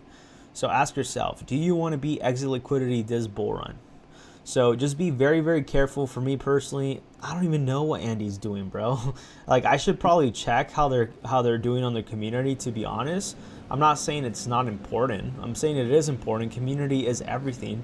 But sometimes you don't even have to know what they're doing on TG, because you could get all that information based on the chart. Sometimes you do experience massive dumps, to say for example, and it is worth checking up. Maybe, the team sold, or maybe some FUD's going on, right? Things like that happen. But for the most part, in my opinion, yes, community is very, very important. But to me, at the end of the day, I don't care how many spaces the team is doing. But if the chart is going down, I'm going to think otherwise, right? Is that some bullish things? Yes, 100%. But until the chart gives us signs that is bullish, then that's what I'm going to believe, right? So just keep that in mind. I would just consider going on with that narrative. Don't you think the chart is pretty organic? I mean, the chart's okay, bro. It's not bad. I mean, it is pretty organic. The fact that it is airdropped, it is, good. But to me, it just doesn't excite me right now. And it's probably just due to the fact that, the market's kind of down. So to me personally, until I see the market reverse and I start seeing what the community is doing with this, then I would go ahead and say, okay, yeah, I'll consider trading this. But to me, this alone, I just really don't see the I don't see the hype behind it. I just don't understand it. Maybe I just don't know enough about it. But when I'm trading meme tokens, if I'm swing trading them, I go based off just the volume, how it's doing. And if I'm looking for narratives and plays, I like to get onto something that's cheesy, that's funny, that's related to another token, right? Like Andy and Benny, those are solid conviction plays. PZ, I don't know what the heck a young PZ is. You know what I mean? It's I'm in this space and I don't even know what young PZ is. And usually if you can't tell what a project is within the first 10 seconds and you don't know the narrative they're trying to push, doesn't mean it's not going to do well, but it just means that most people are not going to get too excited about it. Like, I don't even know what Young Peasy is. Maybe this is something bigger than what I don't know, right? But that's kind of the thing with a lot of these meme tokens, that you got to also think about like the people that are in retail that might not understand a lot of these narratives, right? Like for Andy, like you really don't need to know about Boys Club. You just see Andy. A lot of people will probably just think, oh, it's a yellow frog, and people would just think about, oh, it's a yellow frog instead of a green frog, and people would buy that, right? So to me personally, it's all based on the narrative and the name. I think it's very important when it comes to this. Obviously, community is very important as well. But at the end of the day, I'm just gonna stick to what the chart's telling me. I don't really care about the rest, right? The chart looks okay. It doesn't look anything too crazy. It does look kind of organic, but as I mentioned, it doesn't look too crazy. I mean, the fact that it's 500,000 holders and only 102,000 of volume, it's not good. You know what I mean? It's like okay, they airdropped a lot of holders. What is really their game? Like, what do they do that for? Did they do that for the circulating supply? Did they do that to show people that there's a lot of holders? Like, they're obviously doing something here, but until I see this chart like reverse and I start seeing some action and some steam picking up, then I'll get really excited and I'll be like, okay, this is running on this narrative. But I don't know what narrative this is running on. I'm assuming this is running on the Pepe narrative. So I don't know, man. I really don't know. Like I said, until we see some sort of breakout to the upside, for me personally, and this is just my opinion, guys. This is not like, I'm not telling you that this is not bullish. Maybe this is the most bullish thing and I don't understand it. And I'm okay. I don't have to understand everything, right? I'm okay not having to understand every narrative. I'm okay with not having to be in every play. I'm in things that I believe in, and I believe all of you should as well. My opinion shouldn't matter to any of you. You guys should just consider it and be open-minded, but I don't think my opinion should influence any of you. I think when it comes to a lot of these tokens, the more you're convinced and the more you believe in the token, when you see a dump, the more confident and the more you're going to be willing to hold on to that as it dumps and as it's collapsing, you know? But if you're extremely bearish or extremely bullish, you're going to go ahead and play based on your emotions and not logic, right? For example, like Moonbase, I was super bullish on this, but I mentioned that I was going to wait for that 80% correction. Look at how much it has dumped, 76%. And I'm the first to tell every one of you, when my tokens are up, when I'm up 200 to 300%, I tell you guys, don't buy. Wait for the retracement. It's going to retrace 60 to 80%. I did it with Andy. I did it with Benny. My narrative is not going to change. I'm here just looking at charts. And when, you know, these tokens give me very concerning market caps, then yeah, I'm going to be concerned. And I'm not going to lie and sit here with you and tell you that Andy doesn't look concerning. Andy looks 100% concerning, bro. Like, Andy looks like it's on the thread, bro. Like right here, Andy, like if it dumps right here, it's going to dump down here and it's going to literally lose all the momentum we gained. Now, is that going to be completely bearish? Yes and no. It just depends. But, you know, that $56,000 of 24-hour volume is slightly concerning to me, right? So, like I said, I don't know what the team's doing, but if I was to see, you know, some bearish action coming into the token, then I'm going to go ahead and switch my strategy, right? You just have to adapt to what you're seeing. There's going to be some tokens that you might believe in temporary and they're hot, and then you have to go ahead and get out of them and cut your losses. So, like, the more you look at the chart, the more you're going to understand where it's heading. That's why I don't like sticking to these Telegram groups with these tokens, because most of them are full of shit. That's just the reality of it. You know, like, I'm sorry to tell many of you, probably something that many of you don't want to hear, but that's the reality of them. A lot of these VCs are just full of it. And I don't care what the dev is doing. I don't care what the dev is saying. I don't care about any of that. If the chart is showing otherwise and the dev's giving good news and the chart's reacting the other way, something's going on in the chart. Either the team's selling on you or some shady stuff is happening. And that's what I'm saying. You have to go ahead and go based on the charts, in my opinion. That's just me telling you based on what that's what I've had happen to me. Because when you rely too much on the developer, on the community, on the team. You know how many tokens I've been in that the team's like, oh yeah, guys, we're working very hard. We're going to the freaking moon, guys. Yes, this. And they're telling you all this bullish stuff. And the chart's doing otherwise. You're just seeing the token dump, dump, dump, dump, dump. Like, for example, guys, like, look. A lot of you have been telling me about, there's this dumb token right here, Roost. Someone here was telling me about Roost. Someone was telling me about Roost. They're like, hey, dude, like, Roost is freaking hot. Roost is hot. You want me to tell you why Roost is hot trending? Because a team is manipulating. And I don't even have to go into VC. I don't know what Roost is. I haven't looked into their VC. I haven't looked into their Twitter. I don't know, and I really don't care. But somebody here told me about Roost, and they told me to do some technical analysis on this. And I said, I'm not buying this because it looks like it was probably a pre-sale. It has 39,000 holders, and it's just dumping. What does that tell me, bro? That tells me something that the team is probably selling.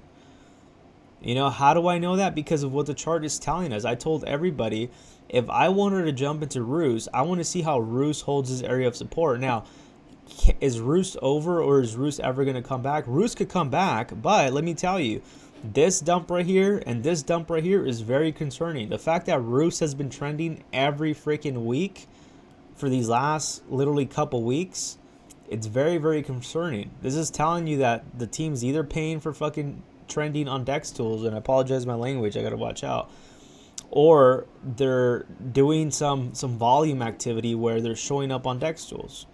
And clearly it says they have $739,000 in volume, so they're doing something. But where's the buying pressure? I don't see real actual buying pressure. Like, look, you see a fake out, it pumps and it dumps. You're probably going to see a pump and then it's probably going to dump, or maybe it reverses. But even for Roost, this is what I think. I think something interesting is going on with this. The team's doing something. The team is not being transparent. I can tell you that. I could tell you 100% confidently the team is not being transparent with this right here. Because this token has done nothing but dumped ever since launch. Look at that. And imagine being this person right here holding onto your bag, dollar cost averaging, dollar cost averaging, dollar cost averaging on a token that's completely dead or might never come back. That's why I don't go into VCs. That's why I don't care if they're hosting spaces. I look at the charts, man. The charts are going to tell you everything. The devs could tell you one thing, and the charts are going to do another thing. I've known devs that will tell you how bullish their project is and how they're going to do life-changing stuff, and it's going to be revolutionary technology, and then it goes live, and it does the opposite. It dumps. You got to go ahead and look at what's in front of you, right? So don't believe what everybody says in this space. A lot of people are full of it, man. One thing that I've learned in this space is not to listen to a lot of people. Stick to your belief and stick to what you think is right. And you'll be like, dude, that's freaking crazy you're telling me that, right? But I'm just being honest with you, man. I've gotten wrecked way too many times by a lot of influencers. So I don't follow influencers when it comes to meme tokens. I don't. I also don't follow callers because I know a lot of them are full of it. Do you get one or two that are really good and can make you money? 100%. But I'm not going to be jumping into a token unless it's showing signs that it's going to reverse or that it's going to pump, or I know the team where I'm somehow involved into the token and I'm getting paid. That's the only way I would go ahead and jump into a lot of these things. But I know the game that goes on with these token guys. Like, I've launched a few tokens with a few friends multiple times. I've launched multiple semi-successful tokens that have hit decent market caps on Solana. And probably some of you came across them, I don't know. But I know the game that is being played behind the scenes. So like, I know what you have to do in order for your chart to look a certain way. So like, I know what to look for, right? So that's why, to me, like, being the fact that I've launched tokens before, I know what goes on in the back end. I know when you call callers pump your chart, they only pump it for literally 15 minutes. Like, there's a lot of things on the back end a lot of people don't know. So just keep that in mind. And that's just due to the fact that I've launched some tokens and I know the games that are being played. And that's why, for me, like, I know what to look for. Like, just look at what's in front of you, man. It's really, and I'm not just speaking to you, I'm speaking to everybody, by the way. If you go ahead and just do your research and like question a lot of things, you're gonna get the answers. Like, think about this: 39,000 holders, $739,000 of liquidity, but it's only going down. Why is it going down? Right? There's more selling pressure than buying pressure. And then you see this giant wick right here just dump. Like either a team member or a whale sold. So there's a lot of information there.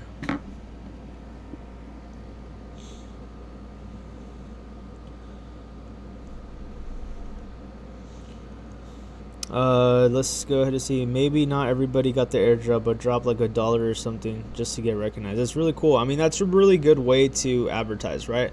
Don't you think the chart is pretty organic? I think it's decent. The airdrop at 5 million. It really grew from 100K organically, but hey, thanks so much for analysis. Yeah, man, of course. 90% of coins drop pretty hard. You don't know Pepe? I do know Pepe. It's Pepe's original nickname, Matt Fury Boys. Yeah, I do understand that. Pepe is the ETH, PZ is on the base. Okay, so see, I didn't know ETH, PZ. That's the narrative. Okay, I understand it. What do you know about the bots and whales? Or is it just... No, dude, it's real. Market makers are real, dude. They're 100% real. It was a pre-sale. They raised 20 million. Don't you know they relaunched their token? That's not the original Boost anymore, bro. This is a new Roost now. Funny you don't know about what happened with Roost. The whole X is making fun of, and they say they had to because of bots and snipers.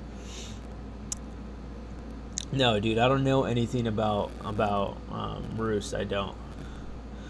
What's your opinion on Brett? Do you think it will reverse from the FUD of last week's because they dumped? It was a relaunch. It was a relaunch, bro.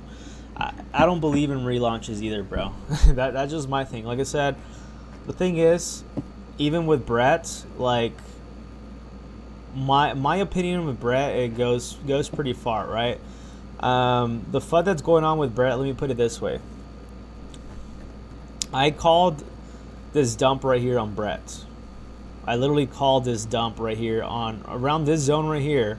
As Brett was dumping, I told everybody that I was going to reverse and it was going to touch this zone and it was going to dump. I actually entered some shorts and I got liquidated, and I called I literally called this freaking 40% dump, right?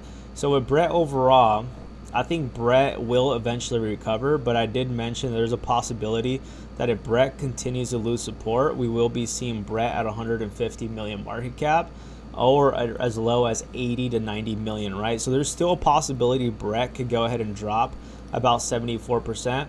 My thing with Brett, and one thing that a lot of people don't understand, I've been following Crash for about a year now, right? He's hit some pretty good calls. Now, the thing is, with him talking about the $10 million that he has on Brett, and hey, dude, and I'm a big Brett supporter, right? I mean, Crash supporter. I like Crash. I like his his way of thinking. I like listening to him. A lot of people hate him. I think they just hate him because he's real. But the whole entire thing of him showing like how much money he had on Brett and like 10 million. Let me put it this way, guys. He can't sell the 10 million. That's why he's pushing Brett. And he was pushing Brett because his goal was to make, he's even said it publicly, his goal is to make 50 million plus. So in order for Crash to cash out his investment, Brett has to go to millions of market caps, even billions, in order for him to cash out his 50 million or even $10 million worth. So in reality, Crash is just really trying to get everybody on board to use as exit liquidity, which there's nothing wrong with that, by the way. Like, I'm not telling you that's bad. I definitely, I agree with him, I guess, if you want to say it. Is it the right thing that he's doing? I don't know, man. I guess it just depends on the person and their intentions. But Crash is just trying to cash out, bro. And I don't blame the guy, man. If you have the influence and you can help people make money and at the same time use them as exit liquidity, I guess that's good. I don't know. But like I said, Crash, he can't cash out 10 million. So don't be dumb is what I'm trying to say. Like, use your brain. And that's the thing. A lot of people don't use their brain. Like, look at what's in front of you. Like, how much liquidity does freaking Brett have? Look at the liquidity. Is there a possibility that Crash is part of the team? Yes. Is that bearish? No, I think that's more bullish than anything. Is it bearish that he wants to go ahead and push Brett to billions of market cap so he could cash out 50 billion? No. I don't see anything bearish about that. Can people feel offended and get mad that he's using other people as exit liquidity? Yes. But I'm sorry to tell you, but that's crypto. Crypto is a game of just freaking whoever gets to buy and sell first. Eventually, someone that's making 10, 20,000, 30,000, $3 million has to be another end where someone's losing that kind of money. So this is like, at the end of the day, this is like PvP, dude. Like, everybody's fighting against each other when it comes to trading and trades, you know? This whole entire thing about, like, you know, crypto, you know, let's go ahead and do this together. Most people are screwing each other up, man. And that's why, for me personally, like, I just don't like being involved in too many things, too many groups, too many tokens, because everybody's screwing each other, bro. Literally. Like, they'll tell you one thing and they'll do the complete opposite on the back end. So, and I know it has this bad narrative when everybody's like, oh, don't trust crypto, da da da da. There's definitely shady people. There's a lot of shady people in every industry. But what I'm saying is that a lot of people, especially in the space of crypto, especially influencers, they're willing to freaking sell you anything as long as they make money, right? Which I don't blame them, right? A lot of these tokens will be willing to pay these influencers 50K to do a token and launch it. Now, would I go ahead and take 50K to make a video? 100%, but I will go ahead and disclaim that I will be getting paid, right? The thing is, a lot of these influencers don't. You know, BitBoy used to charge 50 to 60 grand, I think, per video last bull run, and a lot of the tokens he talked about were freaking scams, bro. Literally, all the tokens that BitBoy literally called scams.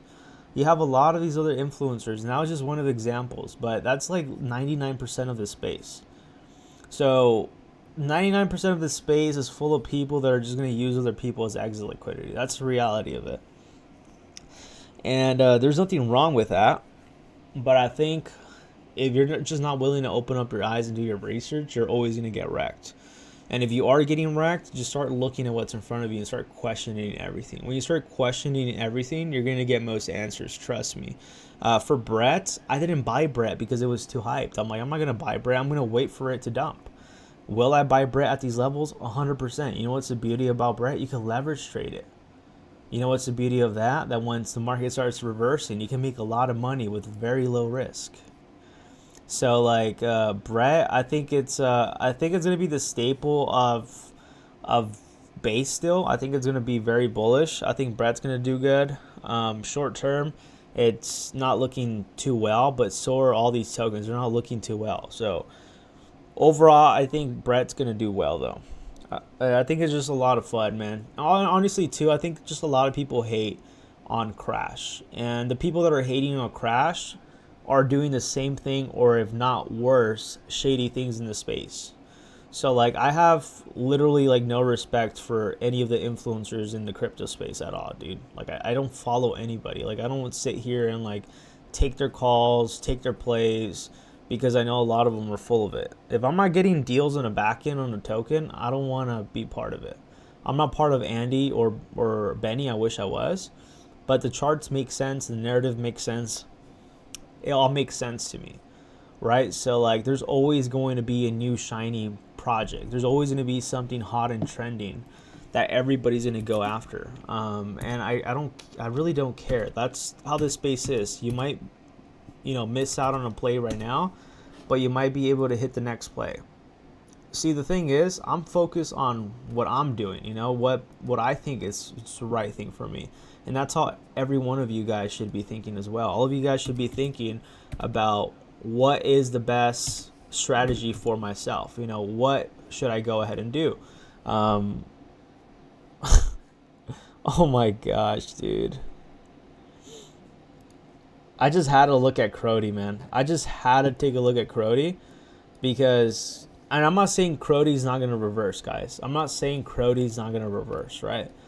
And this is just an example with what I'm telling you. This is why I don't chase hype. when Crash called Crody, I saw it on his Telegram, but I told myself I'm not playing with Solana plays right now. It's because with Solana, I'm not trading Solana, bro. The only way I'm trading Solana is if I'm launching the tokens myself, or if I know some inside scoop of the team where I know they're not going to go ahead and fully rug pull. But that's the only way I'm trading the Solana tokens. I'm not even trading Solana tokens. These tokens, you're more guaranteed to lose money than make money. You're only making money if you have some inside plays. So these influencers that are showing you their portfolio, they're making most of their money because they're getting paid to shill to you. That's how they're making their money. They're not making money because they're really good traders. They don't know how to trade, bro. They're just making money just from freaking advertising to you and then dumping on you and then using you as exit liquidity. That's what they're doing. With Crody, a lot of you people ended up calling it on stream and asked for my opinion. I said, I'm not touching this. I wouldn't consider touching this. Maybe consider touching this if this dumps 80%. But also keep in mind that it could pump, right? So when I said that, it obviously pumped even higher. It actually did an additional 4x, right? Did I feel any type of way? No, because I knew eventually this crash was going to happen. So it went from 46 million market cap all the way down to 8 million. I'm glad I didn't jump in. I already knew this was going to happen because I already know the game that's being played. This is a rinse and repeat game. Like if you're getting into the information and you start seeing it everywhere, you're probably the exit liquidity, bro. That's what the reality is. Imagine all the people that bought Crody over here at the top that thought they were going to go ahead and make a lot of money. That bought the top, bro. That freaking sucks.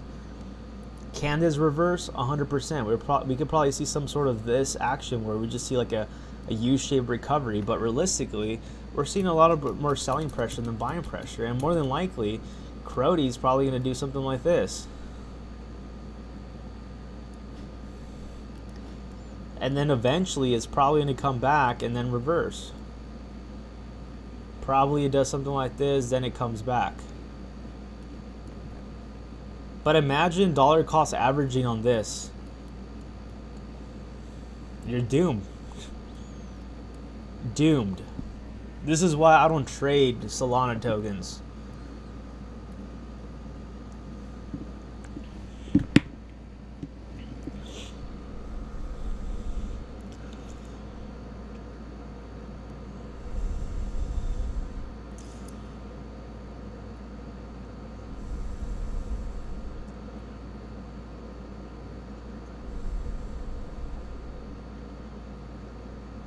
I can't imagine it will drop to 100 million. Yeah, dude, 100%. He just sounds arrogant, but he is super smart. He knows what he's doing.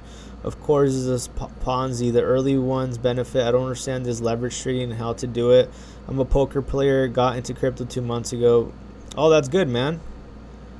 You're definitely going to do it, bro. Just put it this way, man. Everybody in this space, you're going to... How do I put it this way? Because I don't want to ruin the experience, but you're going to get very disappointed with how many people are going to tell you one thing and they're going to go ahead and do the complete opposite, right? So just be very, very careful who you listen to. I would consider questioning everything. Crash, yeah, he's arrogant, bro, but he's smart. I don't see anything like... I think he just plays a persona. I don't really think he's like that in real life. I don't think he's like that at all. And obviously that arrogance comes from him making money. Like, he makes a lot of freaking money. Like, he makes more money than a lot of these Twitter influencers because he actually trades the market. Has he been right all the time? No, dude. I've been following his trades. He's called a lot of good ones.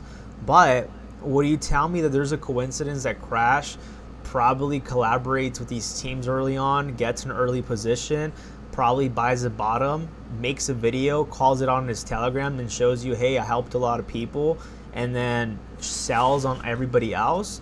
100%. Is that wrong? I don't know, bro. It just depends on how you look at it. I mean, the thing is that, like, this space is just like that. Like, this space is to the point where, like, we're all selling each other shit in order for us to benefit. You know what I mean? It's like, The other person that's making money is losing money, and that's just the reality of this space of crypto, right? Just like anything else, I would say. But I would say in this space is just be very careful with who you listen to. There's more. A lot of these influencers are full of it. A lot of them. I have a list of influencers that I follow that if they talk about a token, I don't touch. I don't touch the token, dude. And I didn't touch Crody because one, I told myself I wasn't going to jump into the Solana plays. And two, I felt like I was already too late. So I was like, whatever, I missed out. I could have made a 4x when, you know, some of you guys called it on stream. But dude, you guys want to get in at the bottom, guys. This is why like with Andy and Benny, I got in at the bottom. I have nothing to worry about, nothing to panic. You want to get into these plays right here. You want to get in right here. You want to get in right here. You want to get in right here. You never want to get in right here. And that's the problem that a lot of people do, is that they get in right here. The same thing that goes on with Andy and Benny.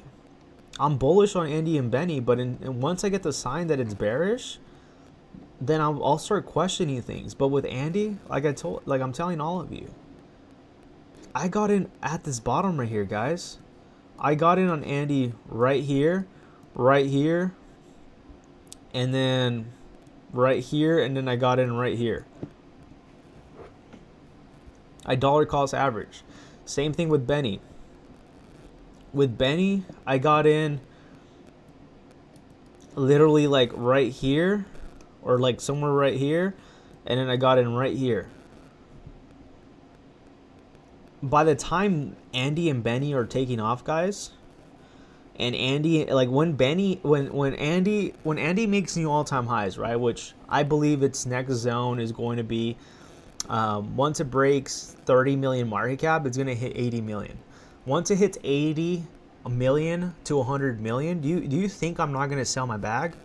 Yes, I'm going to take profits, because I'm going to be with a nice little deep bag of fat profits. And that's what you got to do. You got to be willing to risk it early on so you could go ahead and reap those rewards. You never want to be buying as the token's pumping unless you're swing trading it, guys. If you're not entering these plays in and out, it's not worth holding on to. Most of these plays are going to be scams. They're going to be pump and dumps, which is like 99% of the tokens. And you could tell when a token's very, very iffy. Like I said, I'm just very skeptical because I've been here since last bull run. And I've actually been in crypto since 2017. So there's all kinds of different kinds of scams, right? The scams right now are the influencers. They have influencers just pumping tokens and having other communities buy, and then they're using them as exit liquidity, right? That's just how things are. But yeah, just be very, very careful.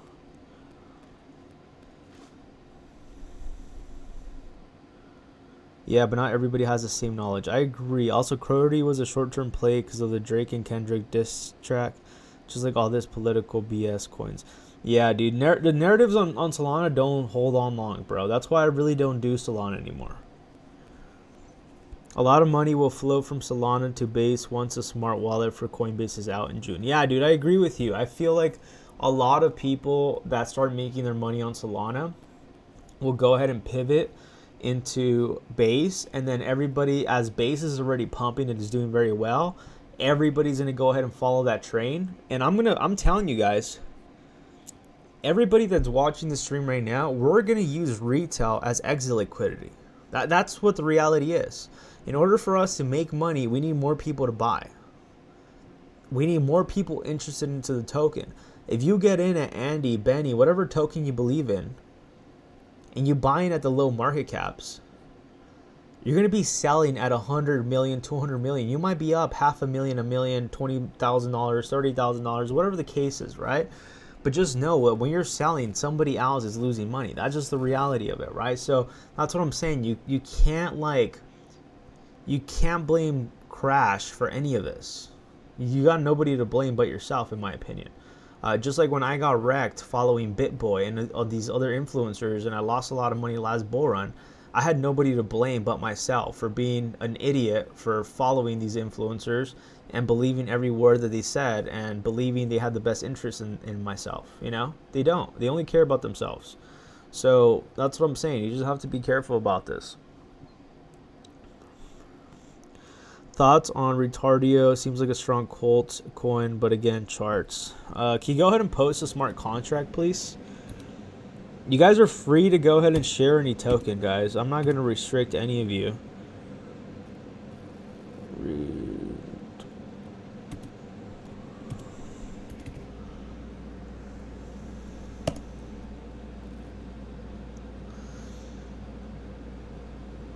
This one actually doesn't look bad, bro.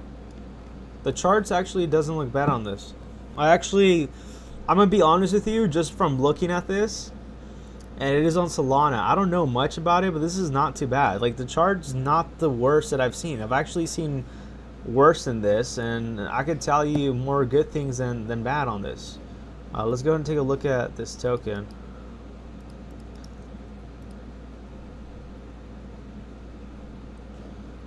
Okay, I don't know why it's giving me that. Let me go ahead and copy the token again, contract.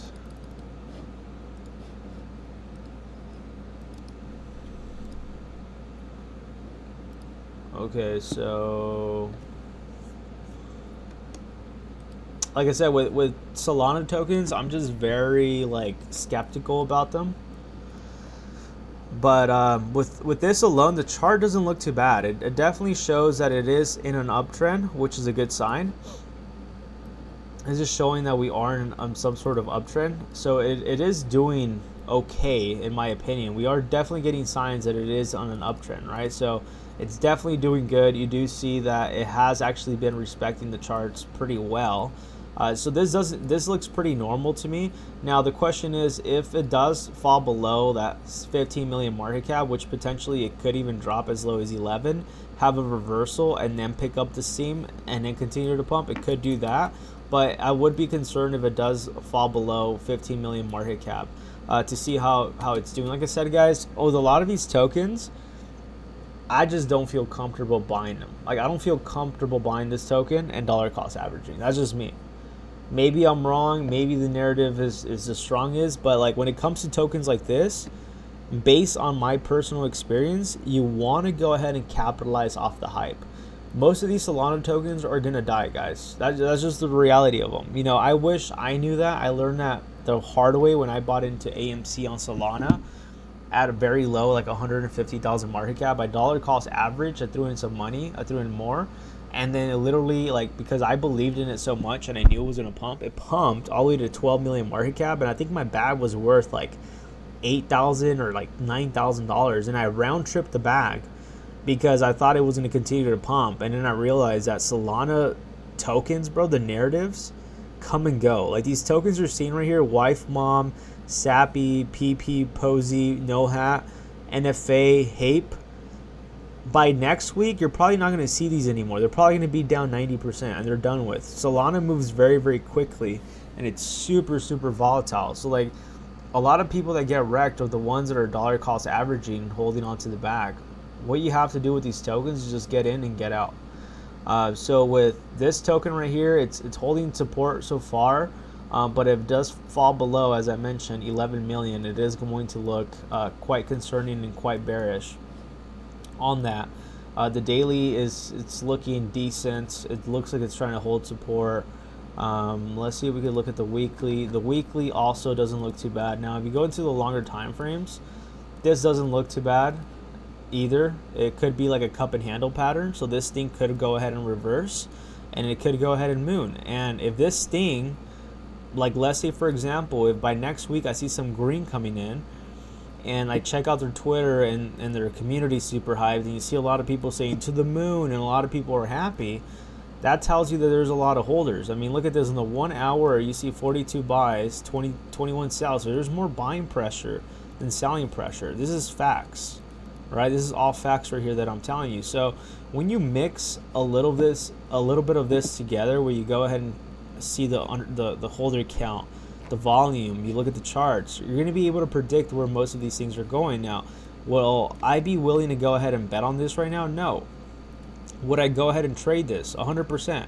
I would trade this if it confirms what I'm looking for, right? So I would confirm this myself if we were to go ahead and see this token hold and break above 19 million. If we could go ahead and see it right there on the weekly, if I could go ahead and see this sort of breakout happen either right here, if we could go ahead and see this break like this and hold, I would go ahead and consider going in, because this would mean that this thing's probably going to go up more than likely, because it would also go ahead and confirm that the downtrend has broken.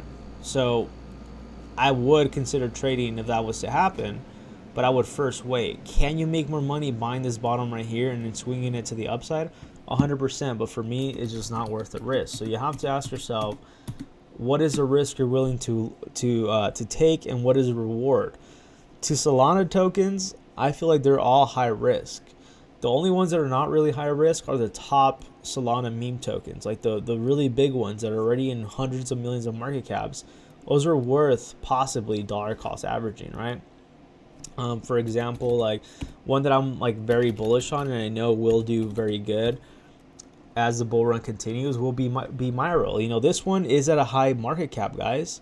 But see, the thing is with these is that like this is a lot safer than these other tokens you guys are telling me about. The last one we looked at is actually not that bad. So I'm not going to go ahead and sit here and say all this stuff. But I mean, look at this. Some of these charts, some of these meme tokens actually respect the charts. I mean, with Myro, we saw a double bottom on the daily, and then we saw that breakout.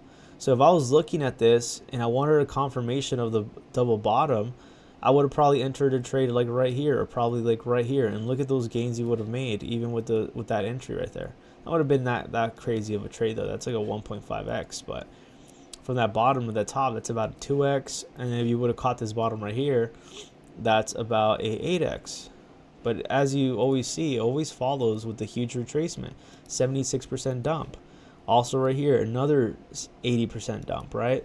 So you have to understand and look at patterns. What is this showing right here on Myro? If it has pumped like crazy and it dumped 80%, what do you think is going to happen next? It's probably going to reverse. I'm already seeing two possible patterns that could be playing out. An inverse head and shoulders pattern, which is bullish, and you could also go ahead and say that this is possibly a double bottom pattern. And it just so happens to be on this area of support and resistance. So if I see this break like this and I see Myro hit 185 million market cap back again, I might consider opening along to swing trade this thing to the upside. You just got to look at patterns, guys.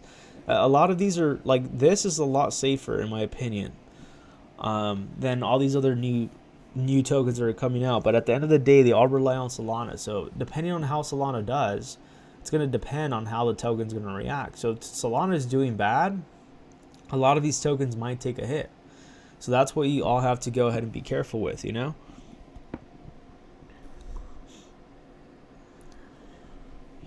He was on the Brett, everybody knows. Oh, he was on the whitelist. The devs and him have 80% of the supply. It's proven. There is even YouTube videos out there to prove it, but Brett just can't be faded because he's a base gem. I agree with you, bro. Nobody could do anything about it. Why do you like Benny? It goes from 3.853 mil in weeks. I also was in Benny, but I don't like the roller coaster chart, to be honest. Benny, I'm just betting on the narrative, bro. I mean, I'm comparing Benny with Myro. Myro is a Solana co-founder's dog, and with Benny,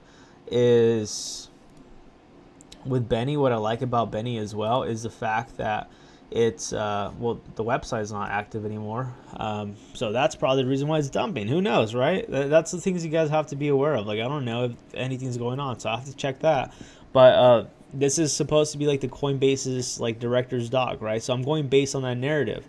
Another thing that I liked about Benny is that it has been going in an uptrend, right? So that alone, and the fact that it is a base play is pretty bullish. But we are at some very critical areas as well. So this all could change, guys. Like, I could be bullish one week and I could be bearish the next, right? It's okay to change your opinions.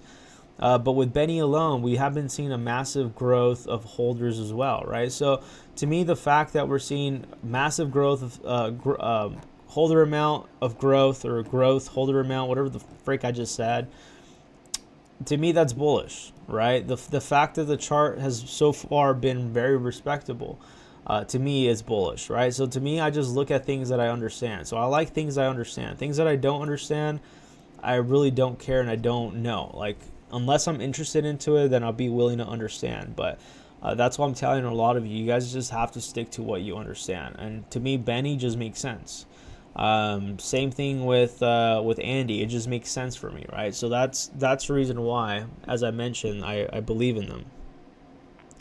Base is so young, the potential for another meme coin to gain more support than Brett is possible. After the scandal with Crash, many people would love to be early with the fair launch token.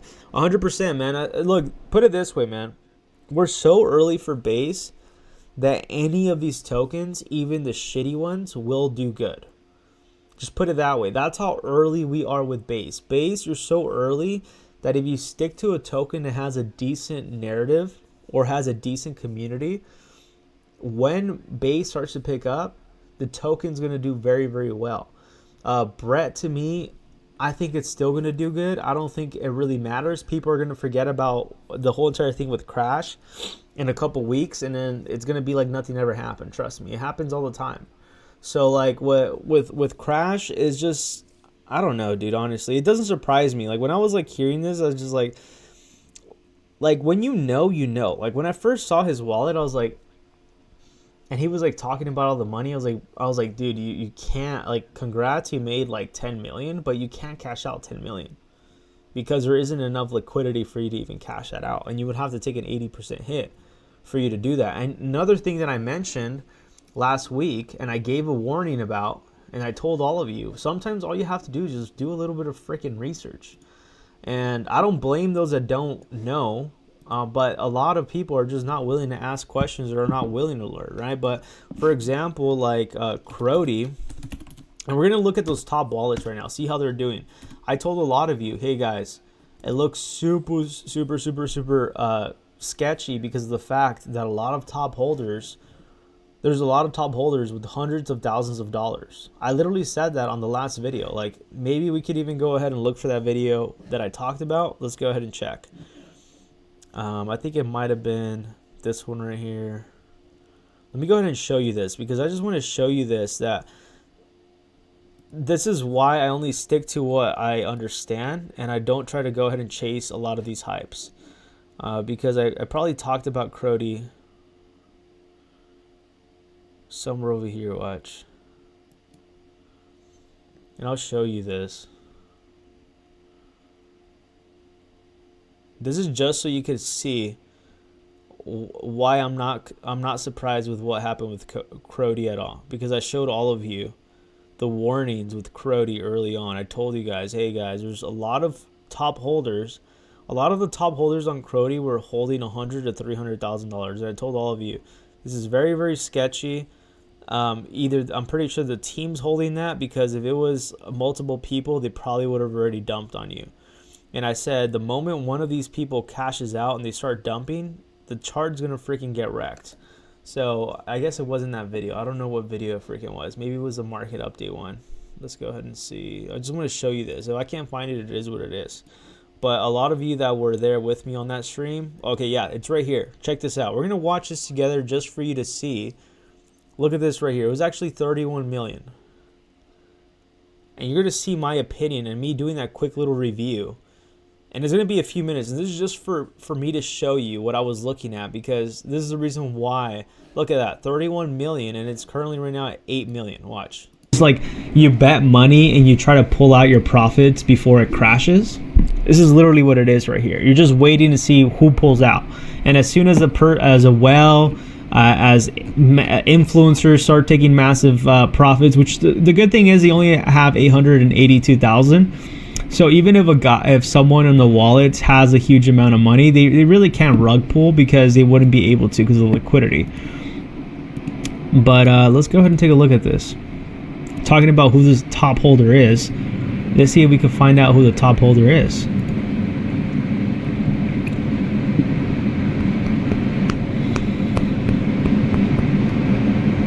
I would rather, for me personally, I would rather bet money on a project early on, such as like Andy and, you know, all these tokens that I talked about. I would rather risk at a bottom than risk at a top. That's why for Andy and Benny, for me, have played out very, very well. Why?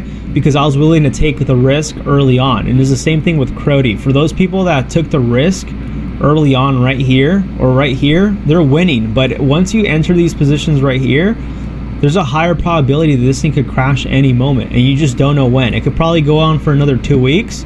Maybe it could go on for another couple days. Last time we talked about it, I said, I don't know, I wouldn't jump into it, and it did a 4x, right? So that's something that I wouldn't even like. Okay, so like, look, if you even see these right here, I don't know what some of these wallets are. Obviously, this is Radium. They only have about 430,000 of liquidity. When you're throwing money into Radium, the way it works is that whatever money you're putting, it's a one-to-one, not a one-to-one, but it's like a double the ratio, meaning that if you put in $400,000 of liquidity, your liquidity then turns into like 800,000 or 900,000. As you see right here is 914,000. So in reality, they only put up about 400,000 of liquidity. That's what it's worth, and it just matches double that, if you want to call it, or like a one-to-one, meaning they put in $400,000 worth of Solana, and this is probably the deployer, who knows, 571,000. Like, there's a lot of wallets with over 6 figures, man. Even some of them approaching a million, right? So I'm assuming that these guys that have the 1% could be probably like either some big whales or like part of the team, but these guys can cash out. So in reality, there could be a possibility that they're just going to go ahead and push this to as high as it can, and they're probably going to go ahead and get some listings. Let's see if they have any listings already going. Anyways, we're not going to go ahead and sit there and go through all that. You can go ahead and go through that all yourself. But pretty much what I said, I looked into the wallets and I said, look, they can't even cash out even if they wanted to. They're more than likely it was multiple team wallets that they have set up right here. Can this thing run up right here again with Crody? 100%, it's the same thing. But, I mean, this is the same thing that we talked about, you know. I told a lot of you there is going to be a dump. I don't see any kind of pump coming in very soon. This is a head and shoulders pattern that formed, typically very, very bearish. We're usually found with what we're seeing right here with the consolidation. Once we do see that breakout right here, once it breaks our area of resistance, that's where you might want to consider entering a position, because that means it's going to go up. But this is typically what we see with this pattern being formed, right? So with Crody, obviously I didn't call the exact top because the top actually went up higher. It went. I said I was talking about it at 30 million, and I said it was really risky, and it topped off at like 47 million. So it did almost about a 1x when I said you probably should be very, very concerned about jumping. Now this does look like it wants to reverse, so I don't want to go ahead and hear anybody say all this stuff, because there's a high probability it probably will reverse, and it probably will go ahead and touch. It looks like somebody in the comment section said. Crash said it will go ahead and touch 100 million. So I do think that is possible. By the way, PZ at the moment was 18 million, not 7 million like you said. Oh, okay, 18 mil. My bad. One day Crash was doing Twitter space saying how he's going to run Crody to 100 mil, and those that don't stick to it miss it. With 24 hours later, he was testing that he was going to pump cash. But next thing that happens is Crody begins a massive sell-off. Yeah, that's very interesting, bro. Like I said, I don't know. Like I said, you could probably make a lot of money on Crash if you go ahead and get into the calls early on. I'm not saying there isn't any money. There's no potential. There's definitely a lot of potential, but you just have to go ahead and be aware of where things are heading. That's pretty much what I'm saying. You just have to go ahead and look at the charts. The charts pretty much speak for themselves, and that's just pretty much where things are going. So, okay, what do you say? You said... By the way, PZ at the moment was 18 mil, not 7 mil like you said. Well, I don't know what you mean. It says 5 mil right here. It says PZ's at 5 million market cap point. It says 5.56 mil. And it looks like this thing's going to go down even lower. I said if it was to approach 7 million, it will go ahead around 6 to 7 million. That would be a good sign to buy, because it might reverse. But I said there's a higher probability it might go down and then reverse. Like I said, I haven't been that wrong on most of these charts. So we'll see where things go. But, you know, usually I kind of call them, guys. Like, I've called this one too. I called Pola. Somebody was calling Pola, and I was like, I'm gonna take a look at this. And I told a lot of you don't buy because it's probably gonna dump, and you might see a reversal. So like, I've called a lot of these tokens back to back. So like, to me, it really doesn't matter. I'm just doing it here just to go ahead and bring some awareness to you, so you guys could understand how a lot of these charts work. They're very, very predictable. They do the same thing over and over again. It almost gets repetitive to a point where it's like, it's so predictable that it's not even funny. Like all you have to do is just look at it and you're like, okay, this makes sense. You know, like what you see right here with Benny, and this is an example. You see Benny pumped an 8x, and then from an 8x, it dumps, what, 70 to 80%. It dumped 75%. It pumps all the way up to a 6x, and then it dumps from a 6x all the way down to a 67%. Then it pumps from a 67% down to a 150, so almost a 2x, and then it dumps all the way down to 60%. So these are very, very predictable. The same thing with Andy. So every time a token pumps, guys, and you really want to buy into it, wait for it to retrace 50 to 80%. 9.9 times out of 10, it's always going to happen. It has happened multiple times. Same thing with Andy. It pumped all the way up over like a 20x, and then it dumped literally over a 60x. From there, it pumped over a 8x, and then from that 8x, it dumped all the way down to a 72%. It pumped all the way up to 100%. From a 200%, it dumped all the way down to 45. Same thing. Pumped all the way up to 114%, and then it dumped all the way down to 54%. At the end of the day, guys, this is all going to be solely relying on how Bitcoin and Ethereum does. So we could sit here all day and look at charts, and in reality, until Bitcoin decides that it wants to pump, and then Ethereum starts to pump, because it is an Ethereum base. It's a layer 2, guys. So depending on how Ethereum's acting, it's going to correlate to how a lot of these tokens are going to act. There might be some tokens that do pump because of pumping mentals, influencers pumping it, whatever the case is, marketing, right? But at the end of the day, a lot of these charts are going to be solely related to how Bitcoin and Ethereum does. So as long as there's fear in the market, a lot of these tokens are not going to perform. I could almost guarantee you confidently that we will see Andy at over 80 million plus market cap, and that's in no time. And when we see Andy reaching those levels, people are going to be FOMOing in, and they're going to be buying at 80 million. And guess who's going to be selling at 80 million? I'm going to be selling at 80 million with a big fat bag. I'm not going to sell all my whole entire bag. I'm going to sell a small percentage of it to then flip that money and then continue to swing trade. So the thing is that you have to go ahead and ask yourself, what do you want to do? Do you want to actively trade these markets, or do you want to swing trade these markets? I'm going to swing trade this. So like for me, when it hits 80 million, 100 million market cap, which is not that far away from its all-time high, guys, for it to hit that 80 million, it's literally not that far away. That's like an 8 to a 9x. Literally, that's a 7x. That's not that far away. Keep that in mind. That's not that far away. In order for this thing to go ahead and hit 70, 90 million market cap, it's only a 7x, 9x. It's at 10 million market cap right now. Its all-time high was about 28 million. So if it hit 28 million, all it needs for 28 million, if you use a calculator, realistically, let's just say it was at 25, right? 25 million times 3, that's about 75. So from 25 million market cap, for it to hit let's say 80 million, a 75 million market cap, that's only about a 2 to 3x. So it's realistic what I'm telling you. It's not I'm overhyping you, you know what I mean? And that's what I'm saying. When you start looking at a lot of these tokens with logic, and you start using percentages and numbers, it makes sense. A 180 million market cap sounds insane. That sounds crazy. Like 180 billion, that's insane, right? Not really. It could only sometimes be a 4x away from it. And you guys know how doable 4x is. So that's the same thing with Andy, you know what I mean? Once it hits that 80 million market cap, guys, I'm going to be so deep in profits that all I need is a very small move. Think about it.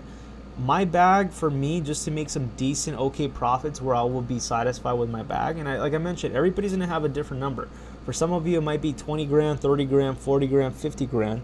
But for me, it's going to be a nice little freaking fat bag that I wouldn't mind having. Like, just from Andy and Benny alone, all I need is a 10x, and my bags will be freaking pumped fat. And I'll be okay with that, because then I could just swing trade all these other positions, and I could just trade money and risk more, you know? Now I could go ahead and flip more money into these trades and trade along with the market. And when Andy and Benny pump and give you that 8 to 9x, that means the market's reversing, which would then mean that a lot of these base tokens, even the scammy ones, even the ones that are like very, very terribly bad, they're going to pump as well. And that's what I'm betting on, that a lot of these base tokens, you'll be able to throw any money. We're so early on, you could throw money almost any base token, and it's going to do well when the market picks up. Now, if the token doesn't have a good narrative or a good community, it's going to do very, very bad, and it's going to dump more than expected. But when a community is good, the dumps are not going to be that bad, and they're going to be eaten up pretty quickly, right? But like I said, you just have to understand and be prepared. Like, I'm mentally prepared to know that Andy could go ahead and dump another 70%. I'm okay with that. Same thing from here. I knew Andy was going to dump 50 to 60% of that. I told you guys that. It's really predictable. If you go over to the log chart, I just changed up the chart. If you look at this, look how far we are away from this thing reversing. We're only about a 50% pump for Andy to then go ahead and hit on the next level an 8 to a 9x, which would be 90 million market cap. It's not impossible. It's really realistic numbers. You guys have to understand the numbers and the percentages, and all of it would make sense to a lot of you. These are not unrealistic numbers. The bull run hasn't started. If we go ahead and use a tool like DeFi Llama, and we go ahead and look into the volume, you could go ahead and look into how much volume is being traded into a lot of these chains. And if you go ahead and look into DeFi Llama right here, as you see, base is number 6. And you see the kind of volume they're doing. They already have over 271 protocols. So they have more protocols than Solana. And look at the kind of TVL we have locked. We have 1.54 billion TVL. And I think eventually Base is going to surpass Solana, in my opinion, this bull run. It could be possible. And we're not that far away from Solana. I mean, Base surpassing Solana. Let's just say this is a 6 billion market cap. Let's call this even 2, 3, 4, 5, 6. Is only a 3x away. Base is only a 3x away from surpassing Solana. See, if you guys start to use numbers, and you guys actually start looking at actual data and not just go guessing around, you'll be very confident in a lot of the plays you're talking about. This is why I'm confident, because I'm looking at actual numbers. I'm looking at actual numbers of what the market is doing. Imagine Solana has 7.157 billion totally locked right now. Or sorry, that's Binance Smart Token. So that's even worse. I was looking at the wrong one. Solana has 5.7. Call this 6. Call Base 2. 3, 4, 5. What is it? 3, 4, 5, 6. It's only about a 4x. Regardless of the fact, 4, 3x, 5x, it doesn't matter. At the end of the day, Base still has enough room, and it's almost close. It's only a 4x away. Call it a 4x away from reaching Solana's levels. It's not that far away, guys. If you look at numbers, and you look at the actual data, all of this will make sense. Base has almost total amount of address wallets, almost very similar. Not too similar. I don't want to overhype it. But Solana is at 723,000 wallets, and Base is at 342. So, like, imagine if Solana was able to attain what it has done. Imagine Base on Solana's level. Like, imagine Base at a TVL of 5 or 7 billion. Imagine what that would look like to your portfolio. That would mean that you would at least be over 20x plus on a lot of these positions, right? So when you look at this actual data, and this is not just me saying, oh, Base is going to be the next big thing, Base is growing.